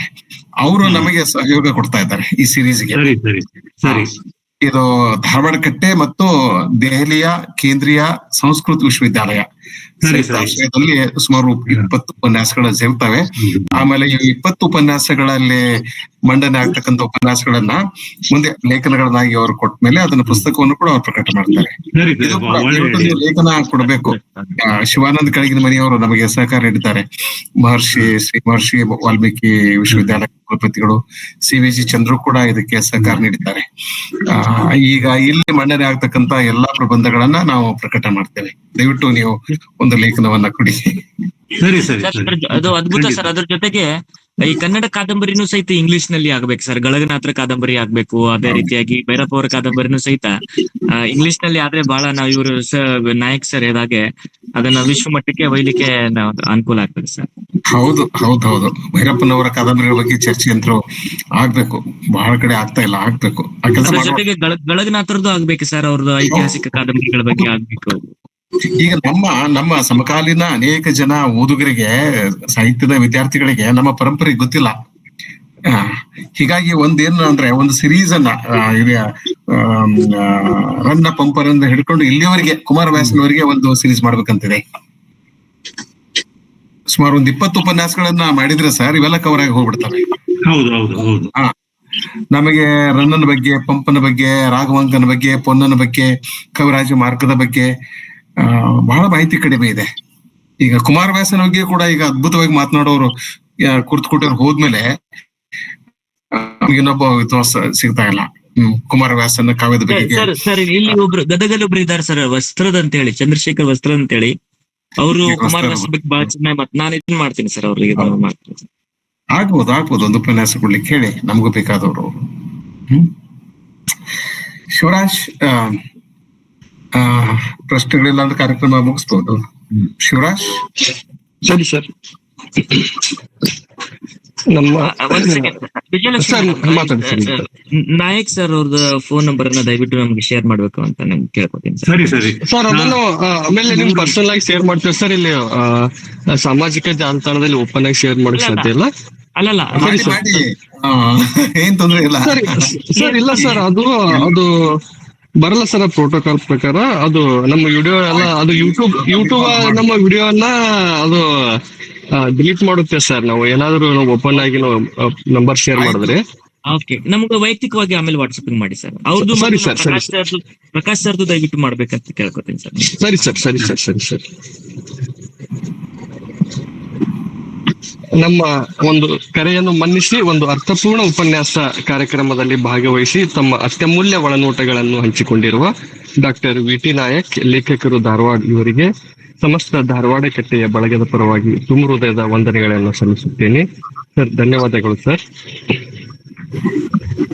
ಅದೇ ರೀತಿ ಈ ಕಾರ್ಯಕ್ರಮದ ಅಧ್ಯಕ್ಷತೆಯನ್ನು ವಹಿಸಿರುವ ಪ್ರೊಫೆಸರ್ ಬಸವರಾಜ ಡೋಣೂರ್, ಮಾನ್ಯ ನಿರ್ದೇಶಕರು, ಅಧ್ಯಯನಾಂಗ, ಕರ್ನಾಟಕ ಕೇಂದ್ರೀಯ ವಿಶ್ವವಿದ್ಯಾಲಯ ಕಲಬುರಗಿ, ಮಹನೀಯರಿಗೂ ಕೂಡ ತುಂಬ ಹೃದಯದ ವಂದನೆಗಳನ್ನು ಸಲ್ಲಿಸುತ್ತೇನೆ. ಅದೇ ರೀತಿ ಇವತ್ತಿನ ಈ ಒಂದು ಸುಮಧುರ ಸಾಹಿತ್ಯ ಸಂಜೆಗೆ ಸಾಕ್ಷಿಯಾಗಿರುವ ಎಲ್ಲ ಹಿರಿಯರಿಗೂ ಮತ್ತು ಎಲ್ಲ ಸಾಹಿತ್ಯಾಸಕ್ತರಿಗೂ ಹೌದು ಸರ್, ಈ ಚರ್ಚೆಯಲ್ಲಿ ಭಾಗಿಯಾಗಿರ್ತಕ್ಕಂತ ಪ್ರಕಾಶ್ ಗರುಡ್ ಸರ್ ಅವರು ಹಾಗೂ ಉಗ್ರ ಸರ್ ಅವರು ಹಾಗೂ ಇನ್ನೂ ಅನೇಕ ನೆರೆದ ಹಿರಿಯರು, ನಮ್ಮ ಕಲಂದರ್ ಸರ್ ಆಗಿರ್ಬೋದು, ಅನೇಕ ಜನ ಉಪಸ್ಥಿತರಿದ್ದಾರೆ. ಅವರೆಲ್ಲರಿಗೂ ಕೂಡ ಧಾರವಾಡ ಕಟ್ಟೆ ಬಳಗದ ಪರವಾಗಿ ತುಂಬ ಹೃದಯದ ವಂದನೆಗಳನ್ನ ಸಲ್ಲಿಸುತ್ತೇನೆ. ಹಾಗೂ ನಮ್ಮ ಮಾಧ್ಯಮ ಸ್ನೇಹಿತರಿಗೂ ಹಾಗೂ ಧಾರವಾಡದ ಎಲ್ಲ ಪದಾಧಿಕಾರಿಗಳಿಗೂ ಹಾಗೂ ಆದಿಕವಿ ಮಹರ್ಷಿ ಶ್ರೀ ವಾಲ್ಮೀಕಿ ವಿಶ್ವವಿದ್ಯಾಲಯ ರಾಯಚೂರದ ಎಲ್ಲ ರೂವಾರಿಗಳಿಗೂ ಹಾಗೂ ಸಿವಿಜಿ ಪಬ್ಲಿಕೇಶನ್ ಬೆಂಗಳೂರಿನ ರೂವಾರಿಗಳಿಗೂ ತುಂಬ ಹೃದಯದ ವಂದನೆಗಳನ್ನು ಸಲ್ಲಿಸುತ್ತೇನೆ. ಮತ್ತೊಂದು ಸಾಹಿತ್ಯ ಸಂಜೆಯಲ್ಲಿ ಮತ್ತೆ ಭೇಟಿಯಾಗೋಣ. ಎಲ್ಲರಿಗೂ ಶುಭವಾಗಲಿ. ಧನ್ಯವಾದಗಳು.